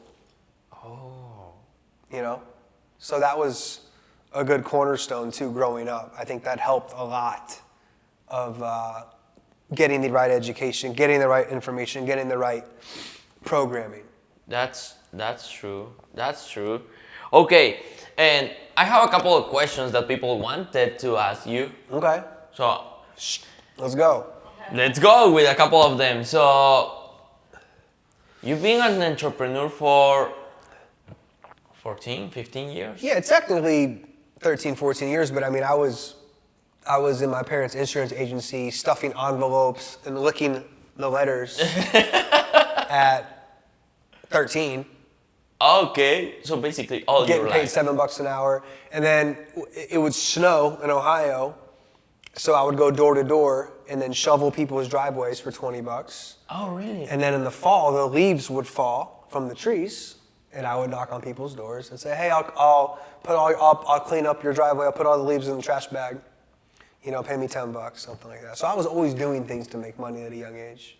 I was just into making money, business. I just wanted to make money and get freedom. I was obsessed with freedom. Oh, okay. But what's freedom for you? Doing whatever you want, Okay. whenever you want, as long as you want, and you still have the ability to produce income. Like now, like in the summer times, my wife and I go to, Europe. We have a place in Spain. Like this summer, we went to South Korea, Japan, Switzerland, Italy, Spain. And we can go travel the world. We can go stay at whatever hotel we want to stay in. And no matter where I am, guess what? I can do calls on my phone. I can do meetings. I can do events. I can still have cash flow come in. Even if I didn't have network marketing because of the investments we've made, yes, we have enough money coming in every single month that's covering our lifestyle. Almost covers our normal months, and then the summer months, maybe an extra maybe 5 or 10K, nothing, So we built that, like real residual income. Real freedom. Freedom. We're still striving for other levels, but we've been able to accomplish that. So I think freedom is I can do what I want, when I want, as long as I want, and I can still have cash flow coming in. Quite a good concept. Because I feel that a lot of people want freedom, but they cannot get it because they confuse freedom with laziness. True or no? Yeah, for sure. I want to be free. They don't even work, and they want to stop working at all. It's crazy. Yeah, it's totally backwards. And people gotta understand in the beginning, you're gonna work, and then get paid. Yes.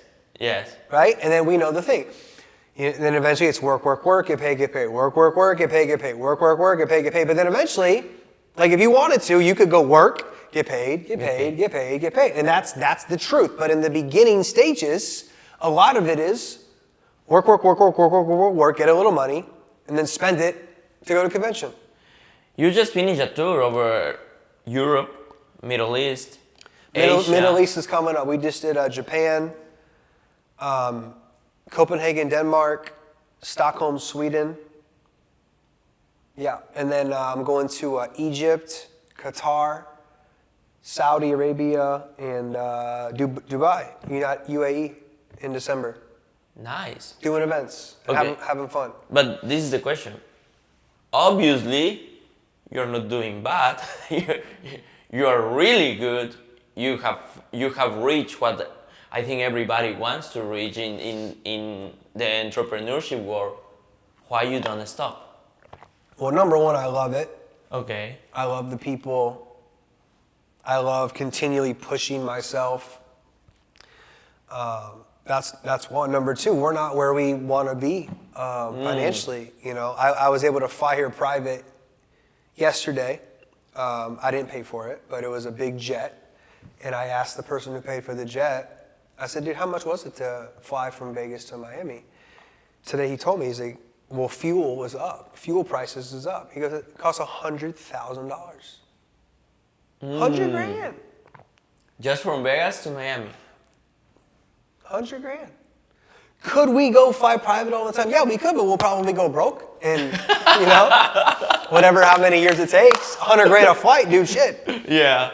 So, but my point is like, we're not where we totally want to be financially, but now it's such a deeper level. Like for me, it's about growth, contribution, and pushing it forward. I have a calling. A lot of people watching this may not know the whole story, but with Bob, that goes back hundreds of years, right? So it was Andrew Carnegie, who was the wealthiest man in the world at one time. Then it kind of got passed down to Napoleon Hill. Yes, Napoleon. Who wrote Think and Grow Rich. No, to Earl Niger. Oh, Napoleon to Earl. He's next. Yeah. Andrew Carnegie, Napoleon Hill, Earl Nightingale. Yeah. The Strangest Secret. Yeah. And then Earl Nightingale hired a 20-year-old Bob Proctor, to come work for him. Bob sold tapes for Earl Nightingale, learned the business, personal development, growth, all these things. And then I met Bob when I was 21. And then, when he passed away during COVID, we were planning an event together. He named it The Mentor and the Millionaire. True story. He wound up passing away. That's why I did Break the Code. Your event. My event. I did that because I said, well, I'm going to still do the event, but instead of having my mentor there, Bob, I'm going to bring in some people that I've learned from over the years. Grant and Milet, different people. Yeah. So that information, I want to pass that to as many people as I can. So I have that's on my heart to continually work and push. And do the podcast and build the brand and speak at events, because a lot of people just don't teach this stuff.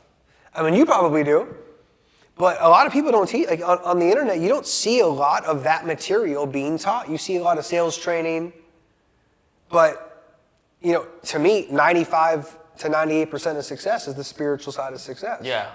It's the thoughts, the feelings, the emotions, the paradigms. And some people who teach about that are broke. Unfortunately, yeah. Yeah. Yeah, so now, and that's another thing, I didn't want to ever teach or have programs, write books until I made a certain amount of money. At first it was like, I need to make $1 million. And then it was, I need to make $10 million. And then it was, I need to make 30 million before I'm 30.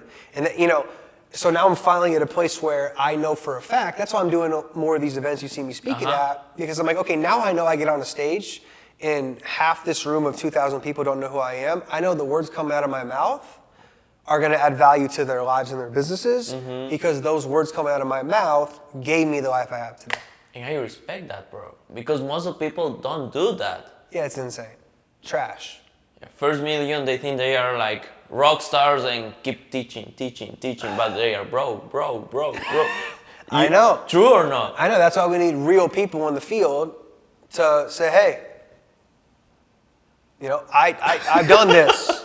Yes. Like 30 million by 30, that's a pretty big number. Yes. You know what I'm saying? It's way more than that now, but my point is like, that's why one of my pillars is don't listen to people unless they have what you want. Like I want to get in the best shape, I want to get in the best health and the best shape I can. So I listen to people like Gary Brecka.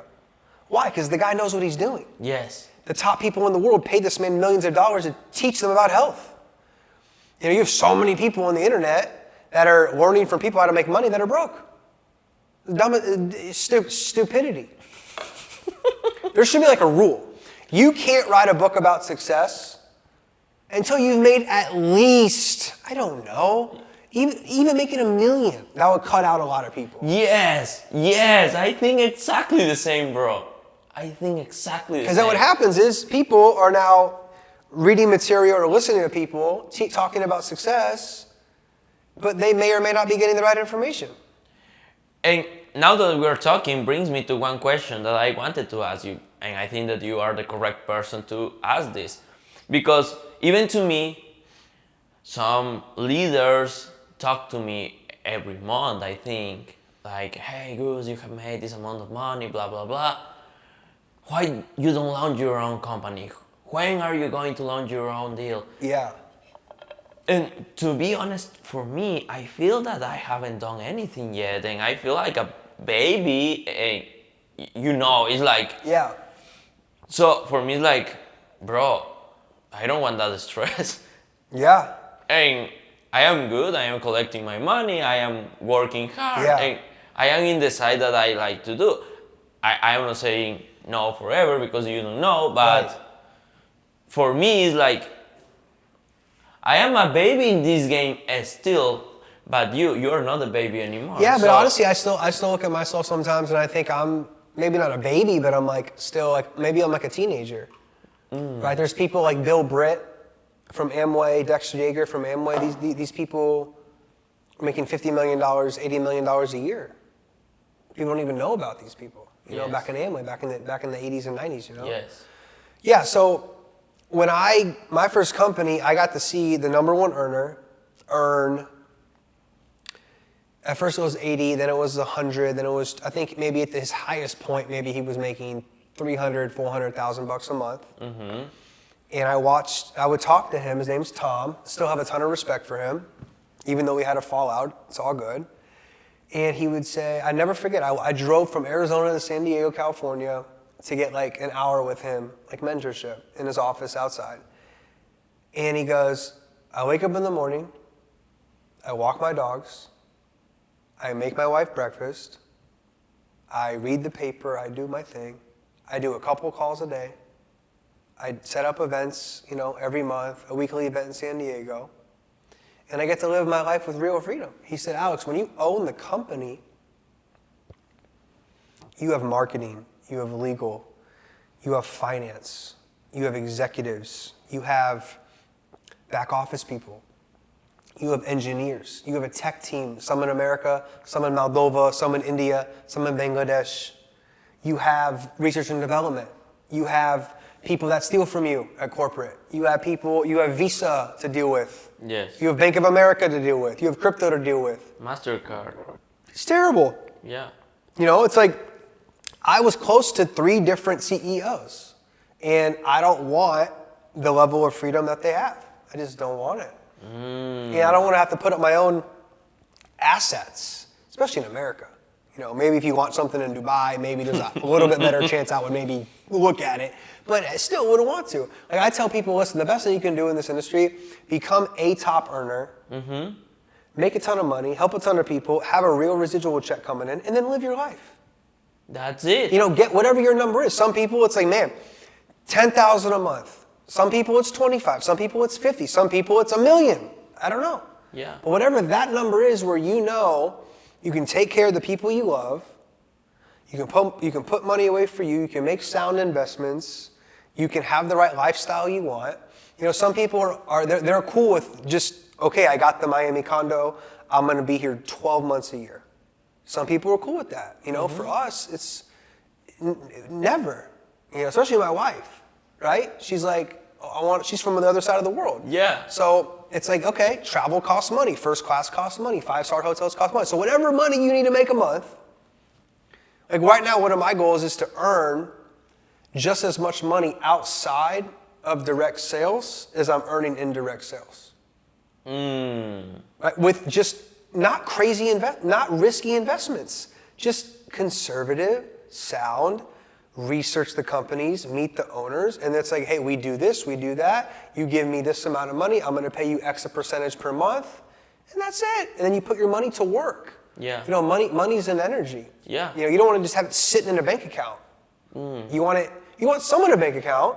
Grant Cardone would say, take it all out of your bank account. I don't tell people that. Yeah.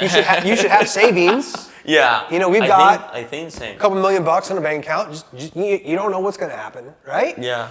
But the other money, man, you put it to work. Real estate. So I freaking forgot I don't even know the exact question, but Why you don't start your own deal? Yeah, I don't want that. I don't want the business to own me. I want to own my business. I just want to do it on my terms, and to me, it's just better. That's why I have a CEO, and it's like a partnership where he handles that, I handle this. I've been offered to own parts of lots of companies. And I've never really been intrigued by them. I just don't care to. And to me, I think some of that's an ego thing too. Yes, I think so. And that's cool. God bless. I'm friends with company owners in network marketing. I hope they all do amazing things. But personally, I don't want to deal with all that nonsense. You deal with all of that. Let me just drive sales, drive volume, build leaders, build teams all over the planet, and pay me millions and millions of dollars, and we'll be good. Because I think that, or I feel that our industry goes through seasons. Like we just had a season that everybody was with their auto trade, copy trade, broker, blah, blah, blah, blah, blah. And I think that a lot of us lost a lot of money. Yeah, definitely. And now I feel that is the season like, okay, I made 1 million, my company. Oh, I made this, my company. I've seen a lot of people that is like, are you serious? Bro, you. That's what I think. I don't say it. Yeah. But for me, it's like, are you serious, bro? How they are going to pay? But anyway, I wanted to listen from you because for me, you are like the man. I appreciate it. This is what I'll say. I think that season is now over based on actual like field observations. So I've been doing recently a lot of three-way calls with people. I won't share any names, but people that have made 1, 2, 3 million. One guy actually made 5 million euros in a company where at the end of that company, they locked up all the money. They couldn't pay people out. We can say the name Omega Pro. Everyone knows about what happened there. Mega company. Dude, I have friends there that they still think they're gonna get their money out. Right? So now I'm getting on calls with people and they're saying words to me like stability, longevity, real education. You know, I think a lot of people learn their lessons on the get-rich-quick, hype, schemy, scammy bullshit. And now a lot of people are like, okay, this might take a little longer, but you know, the company you're with, you guys have been around for a long time too. How many years have you guys been in? 5. Yeah, 5 years. Most companies don't make it to 5 years. Yeah, it's true. Right? So, in 5 years is way longer than all these other things over here. So now people want to join stable companies that have a decent probability of being here 10, 15, 20 years. Of survive, yeah. Down the road, you know? So I think that's the season we're going into, and I'm going to make a prediction. And it's going to sound maybe crazy, because like we both made a lot of money in certain things, but health and wellness is making a big comeback, man. I think so. I also it is. Because now, dude, it's like, it's everywhere. Every Instagram ad I get is like this water bottle, this vitamin, this shake, other people like Gary trying to sell. It's like sauna and cold plunge and working out. Like, that's like this. Because a lot of people in trading lost their ass. Yes, it's true. So I think we're going to see a big boom in like real good, like advanced health stuff. Not like the old school stuff, but like more advanced, groundbreaking things. Yes. Like you may not even, I didn't even know this. There's an MLM out there. Do you know a company called Life Vantage? Yes. I didn't even know. So they have like patches or something. Like they put patches on their skin. I was told they did over $600 million in sales last year.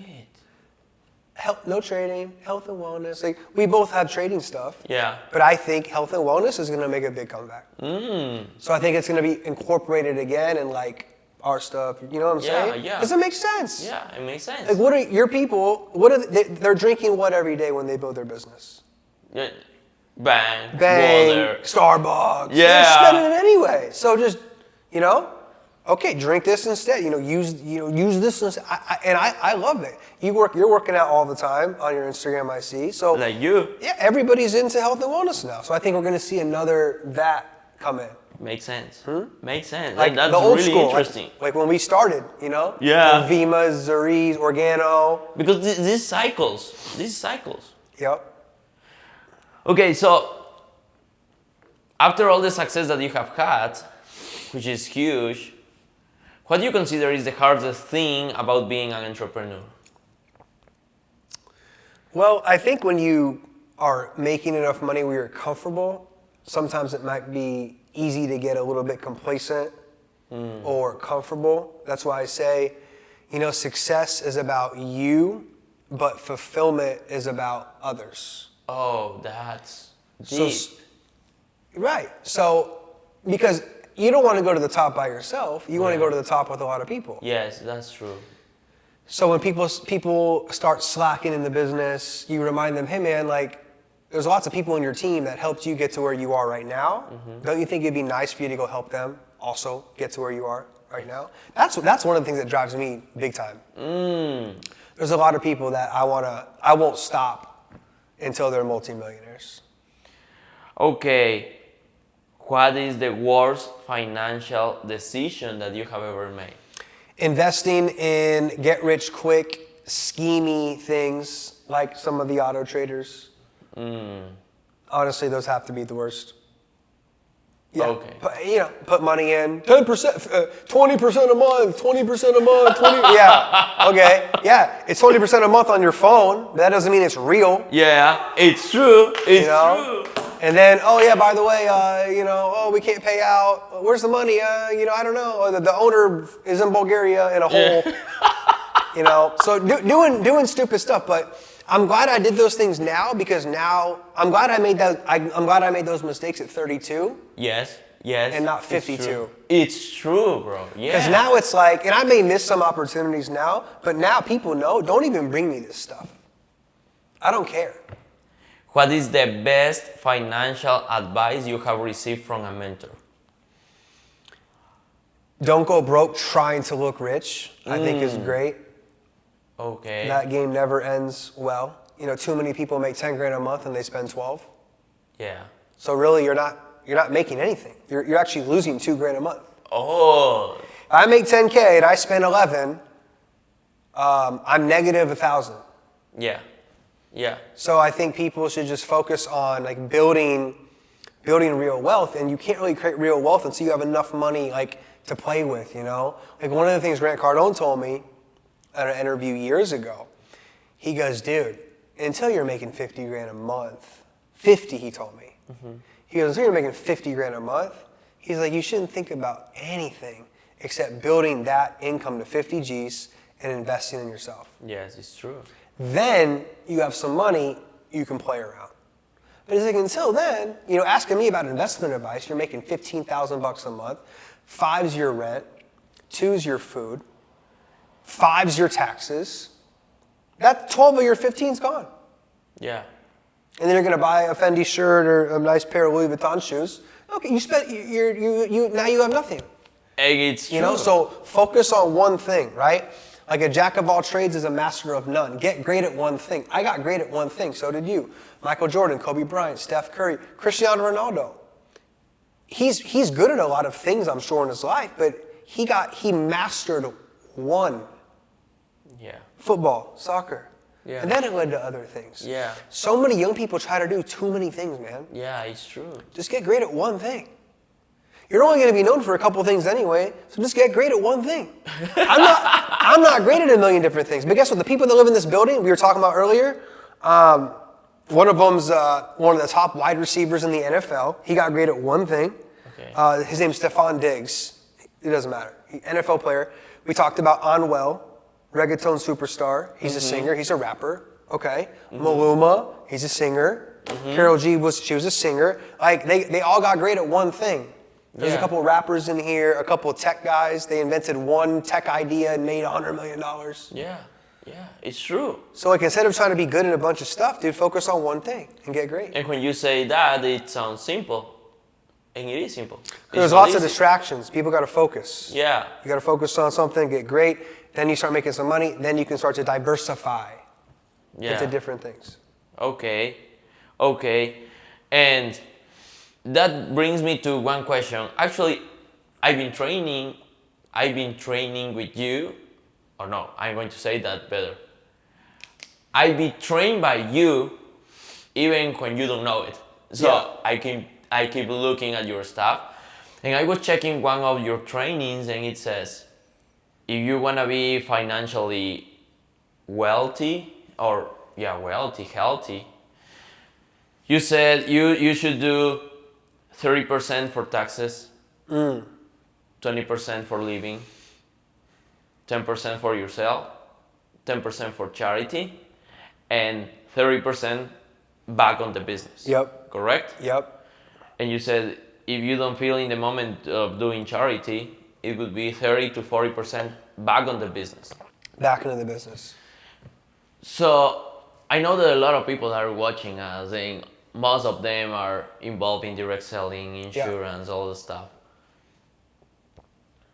I listened one of your stories that you invest a lot in your team for coming for a convention. I think it was my second convention. Yeah. Yep. The question is, for people in here, entrepreneurs, in any field, what would be your recommendation in terms of if a convention is coming, an educational event, whatever is coming, how important, how to invest, do you keep doing that? Do you think it's important? How important it was for your business in order to go big? Yeah, well, you make big decisions at big events. So I've always been a big believer on getting people's butts in the seats at the big events. Why? Well, if I didn't get to those big events, I would have never made the really big decisions. Like my first convention, I'm making $4K a month, thinking I'm doing good, this is cool, this is fun.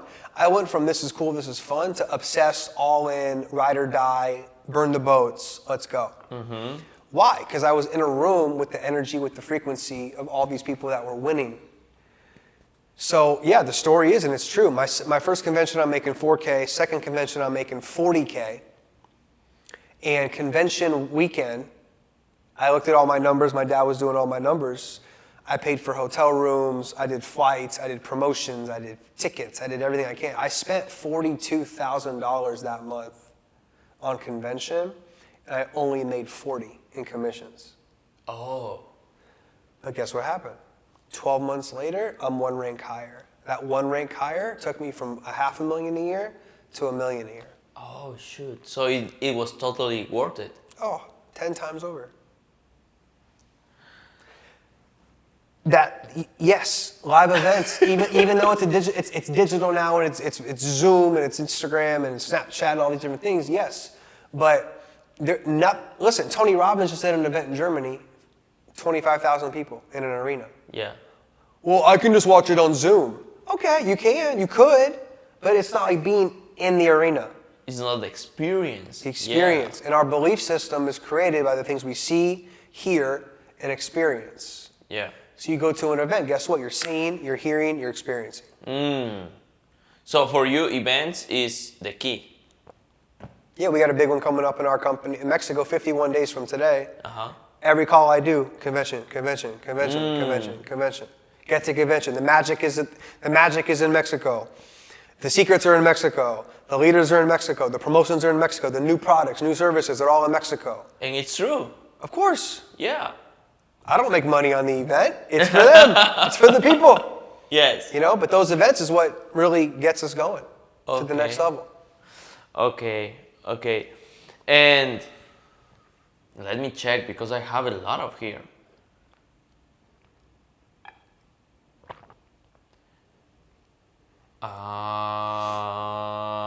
Okay, I think that we go for the comment on the YouTube video right now. If you're getting value, let me know, let us know your biggest takeaway so far on this channel, on this video. Okay, my producer created a segment in this podcast that is called The Ugly Truth. This segment is about I shoot you a couple of questions. Okay. And you can answer short, long, like straight up, whatever you want. Okay. Okay? This will be a good ending scene. Yes. Okay. So, the ugly truth start with, how many times do you have sex per week? I would say a lot. I'm married, so we sleep together in the same bed every night. Okay. So, things happen.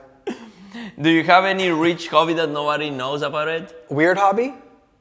A rich hobby. Hobby from rich people. I'm trying to pick up golf more. Oh. I played a couple of times. My cousin plays in Oklahoma down there a little bit. My best friend growing up is like a really good golfer, so I go out. I'm not good yet, but I actually want to buy some golf clubs in Miami and start to play. And that's a rich people thing, for sure. Yeah. That's a rich. Oh, paddle tennis. That's fun. Oh, also. Rich people play paddle tennis too. Yeah. It's fun. Okay. What has been the most selfish decision you've ever made in your career, and how did it affect the people around you? My second company that I joined, I probably joined more so for the financial benefit for me and like some of my top people, because it was like a BDA. So it was like you can make this on the comp plan and you can make this on the back end if you do it. So I was doing the numbers and I'm like, okay, I think I can make like $1 million over here. So that probably pushed me to, but it wasn't selfish for me. It was really selfish for everybody too. But yeah, I think so. That's probably it. Not too many selfish decisions. Okay. There have been some rumors about you because all the big entrepreneurs have it. What do you have to say about it? What are the rumors? That's what you have to say. What are the rumors? Yeah, I don't know what people can say at this point. It's like, I got hate back in the day, but now, and again, this might sound a little egotistical, but at this point in my career, some fucking idiot hater now, it's like, what are you saying? It's like, true. The cars are paid for, all of the homes are paid for, like, my parents are, everything's paid, like sister's car's paid for, my parents' cars are paid for, like, I don't walk around I treat everybody with respect and love, and I'm a good guy. No cheating. I don't even hug women. Like, literally, I have a rule. where, because I'm married 4 years, if you're not like my good friend's girlfriend, like long-term girlfriend, like she's your long-term girlfriend, fiance, wife, right? Or you're not my family, or you're not like somebody I've known for like 10 plus years. Like I don't, like in Miami, like when people meet you, like everything's like a hug. Dude, I just... Really? Yeah, I just don't do it. That's how serious I am about my marriage. I forgot the question already again. But about the rumors. Oh, the rumors and talking shit. Yeah, everybody talks shit. But at this point, it's like, what are you even saying? Yeah. Oh, I don't like the guy's haircut. You know? It's like we've won now so long. It's like that's the thing that's another, you can see me getting emotional about this, right? Like it's almost midnight. We've been doing this for like 2 hours, but I get fired up about it. Because one of the things that drove me back then, and it still drives me now, and it shouldn't drive me now, but it's still taking success and shoving it so far down every hater's throat to where they're gonna see me, their wives are gonna see me, their kids are gonna know me. Like that's how much success I wanna have, and you make them obsolete. I wish them the best. I don't wish negative on anybody. But if you ever said some crazy stuff to me, or when I left my first company and it got shut, you blame me for it, or I got a tweet on Twitter back in the day, someone said, I hope you die in a car crash. Like, okay. So all that energy, all those people, man, you're going to keep getting it. Until you die, you're going to get it. Until I die, you're going to get it in your face. It's gonna, and it's going to get bigger. Yeah. Ew, I like that, bro. But people need that too, man. Like, get inspired, get motivated. You know, oh, you shouldn't be motivated by negativity. Okay, Tim Grover, who coached Michael Jordan, Dwayne Wade, Charles Barkley, Michael Jordan, Dwayne Wade, Kobe Bryant. Mm-hmm. He's like, these guys were motivated by dark forces, man. Yeah. Like he said, when Kobe would step on the court, everything else was put aside, and his only sole reason for existing was to kill you on the basketball court. He wanted to end your life on the basketball court. He went to that level of insane. Michael Jordan, the same thing. Yeah, yeah. So, you have to be, no. When it's time to go, you need to tap in. I can always tap into that whenever I need to. It's always there. It ain't gonna go anywhere. That's true. Success often requires personal sacrifices. Have you ever had to choose between your career and your family? How did you handle that situation? Yeah, man. Earlier in my career, and some people will give me shit for this, but I missed a lot of birthdays. Mm-hmm. 1 year for Mother's Day, I was in Nigeria. Mm-hmm. 1 year for Mother's Day, I might have been in Lima or Quito. Yeah. Wasn't there for all my little sister's birthdays either. But here's the deal. Like, God, family, success. Uh-huh. But for some seasons of your life, depending on how big you want to go, you're going to probably need to go God, success, family. Yeah. Because your success is for your family. Yeah, it's true. So yeah, and I tell people when you're young, like 20s, low 20s, mid 20s, that's when you should be making those sacrifices. But most people don't. They're stupid. They're out there drinking, smoking, getting high, playing video games, and then they wake up at 35 and say, okay, now I'm going to change my life. Well, it's like, dude, you should have thought about that at 25. But now I choose family. Family's definitely number one priority. I was just in Vegas. We celebrated my dad's 70th birthday, my little sister's 31st birthday. Last weekend I was in Tulsa, Oklahoma, my grandmother's 91st birthday. Oh, nice. So now I'm way more present. Yeah. Because financially, we're doing a lot better than we were. Where do you get that energy from? And I'm going to add this because in the same training you said, I promise you guys, I have never do cocaine, but in my first company, everybody thought I could because such a huge energy and momentum. Yeah, and if people want to, they can pull my hair. This is real. You can pull somebody's hair follicle and you can test it, and it will tell you if they've ever taken drugs. That you can't hide. Yeah. Like, I've never done cocaine. Okay, I'm gonna take your hair. Mm-hmm. I'm gonna go test it, and we're gonna know, buddy, if you've done cocaine. Yeah. Because it lives in your. Somebody told me this. It's in your DNA or genetic code forever. Anyway, yeah, I've never done coke. I've smoked weed several times. I just never liked smoking weed. I don't like the way it made me feel. I just got paranoid, like, blah, I don't like it. Where does the energy come from? Well, for one, and this could be an hour answer, but we won't do that tonight, but both sides of my family come from like persecution. My dad's side, Eastern European Jewish, the Holocaust happened. So they had to make it through that, which was insane. People were trying to murder them just because of their, religious beliefs. Oh, shit. Gassing them, killing them. Terrible. Killed millions and millions of people, right? Not Hitler. Remember Hitler? Yes. Yeah, that was against mostly the Jewish people. That's my dad's side.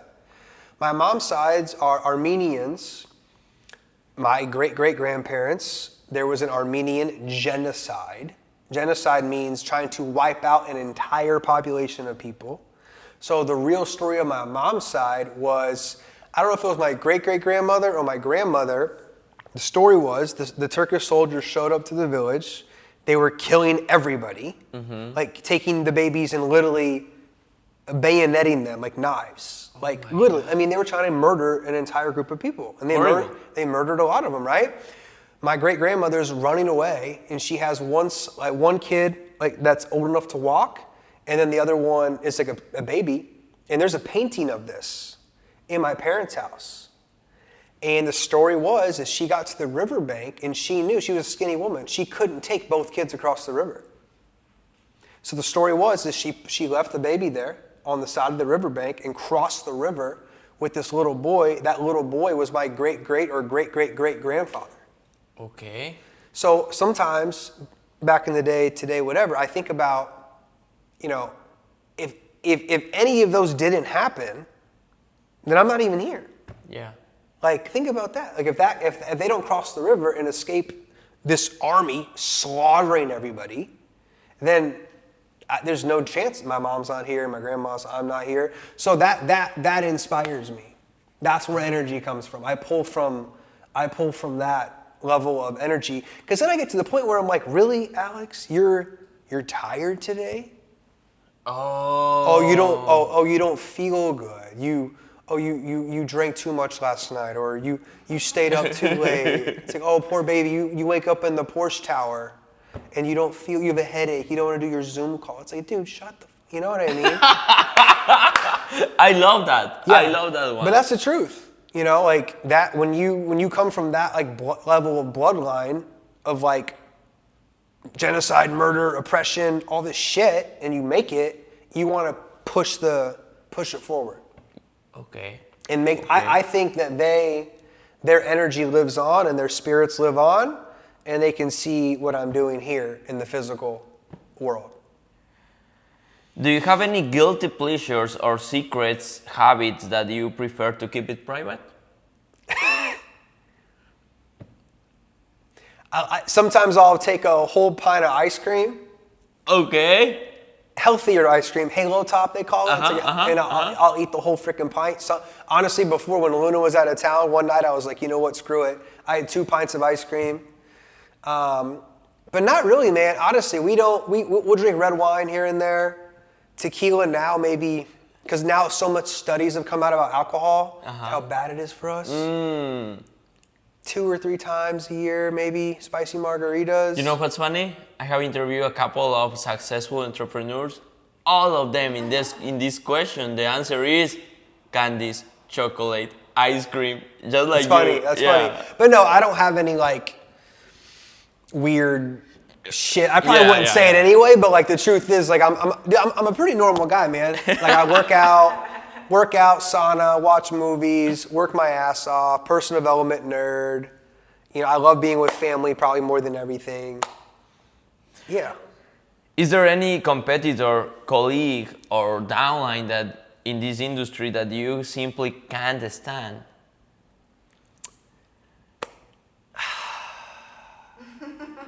Yeah, I wouldn't say can't stand. I think there's some people out there, maybe a few individuals, where I cringe a little bit if I see their social media, or I think to myself like, I'm under the understanding now, like if someone, me, you, anybody has to continually talk about how great they are, or show their car or their house or their watches or their chain, if they have to continually like just shove it, I feel like they're trying to like make up. And it's kind of sad, you know? Like I think they're trying to like prove something to the world because maybe they're lacking inside to some degree. Yes. But no, I don't think there's anybody I can't stand. Yeah, maybe. That's pretty harsh.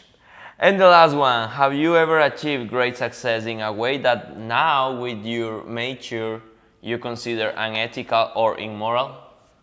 No. No.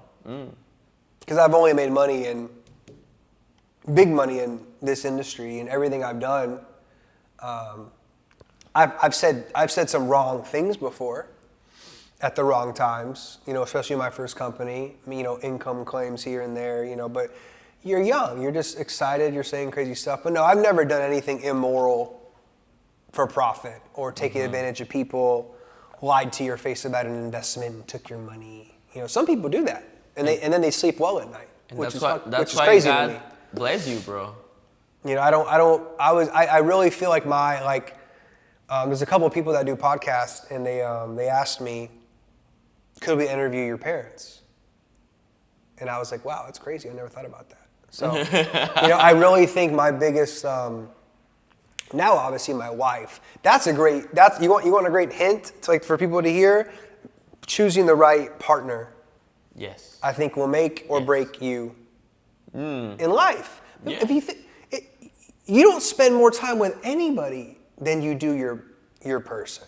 Yes. When you're either dating super strong or fiance, obviously, you know, marriage, like you're with that person a lot of times. Yes. You know, and if you don't, unfortunately, a lot of guys that maybe come from not a lot of money, they start making money, and, you know, that attract certain types of women and girls, and for some reason some of these guys like think maybe this girl wants him because of his, you know, his charm or his, you know, his hair, and they don't think maybe she wants me because I'm, you know, making $50, $100, $500,000 a month. Maybe, you know? It's a little detail that they are missing. Yeah, so it's like, I think that's very important. That's a big hack for me. Like, I'll give you one example. She hates when I talk about it publicly because she's a very private person, so I'll respect it. But I will say one thing from my end. Before I got married, I did not own any real estate. Oh. Really? So we get married, and she's like, you don't own any real estate? It's like, what do you mean? She's like, what do you mean? She goes, and obviously, like, back then, my net worth wasn't what it is today. Yeah. But it actually wasn't 8 figures yet. It was right before 8 figures. And she's like, you've made that much money and you don't own any? And I was like, I never really thought, or I don't know, I didn't want to commit to it. And now we own real estate in what? Probably 10 properties together. Wow. So that was bringing in a smart woman who, because sometimes guys, we're different, man. We don't think so much long term. Yes. And women are very analytical. And they're thinking like, okay, if I'm going to be with you, we need to make sure we're good, not tomorrow, we need to make sure we're good in 5 years. Yes. So let's take some of this money and do something smart, you know? So that's just one thing, you know, financially speaking, that right away helped me there. And then obviously everything else. But marrying the right person is definitely a big hack. Huge. Thank you very much for your time, bro. This has been man, awesome. We might have broke the record for the longest podcast. But if you made it this far, I mean, shit, dude. The knowledge you just got, honestly, if you can't go get to 6 figures, then you got a problem. That was a lot. That was Alex Morton. Thank you very much, bro. My man. Thank you. Love you, bro. Love you too. Thank you for your time. We took a lot of time. I know. I got actually Dar landed. I got a text. He's texting me.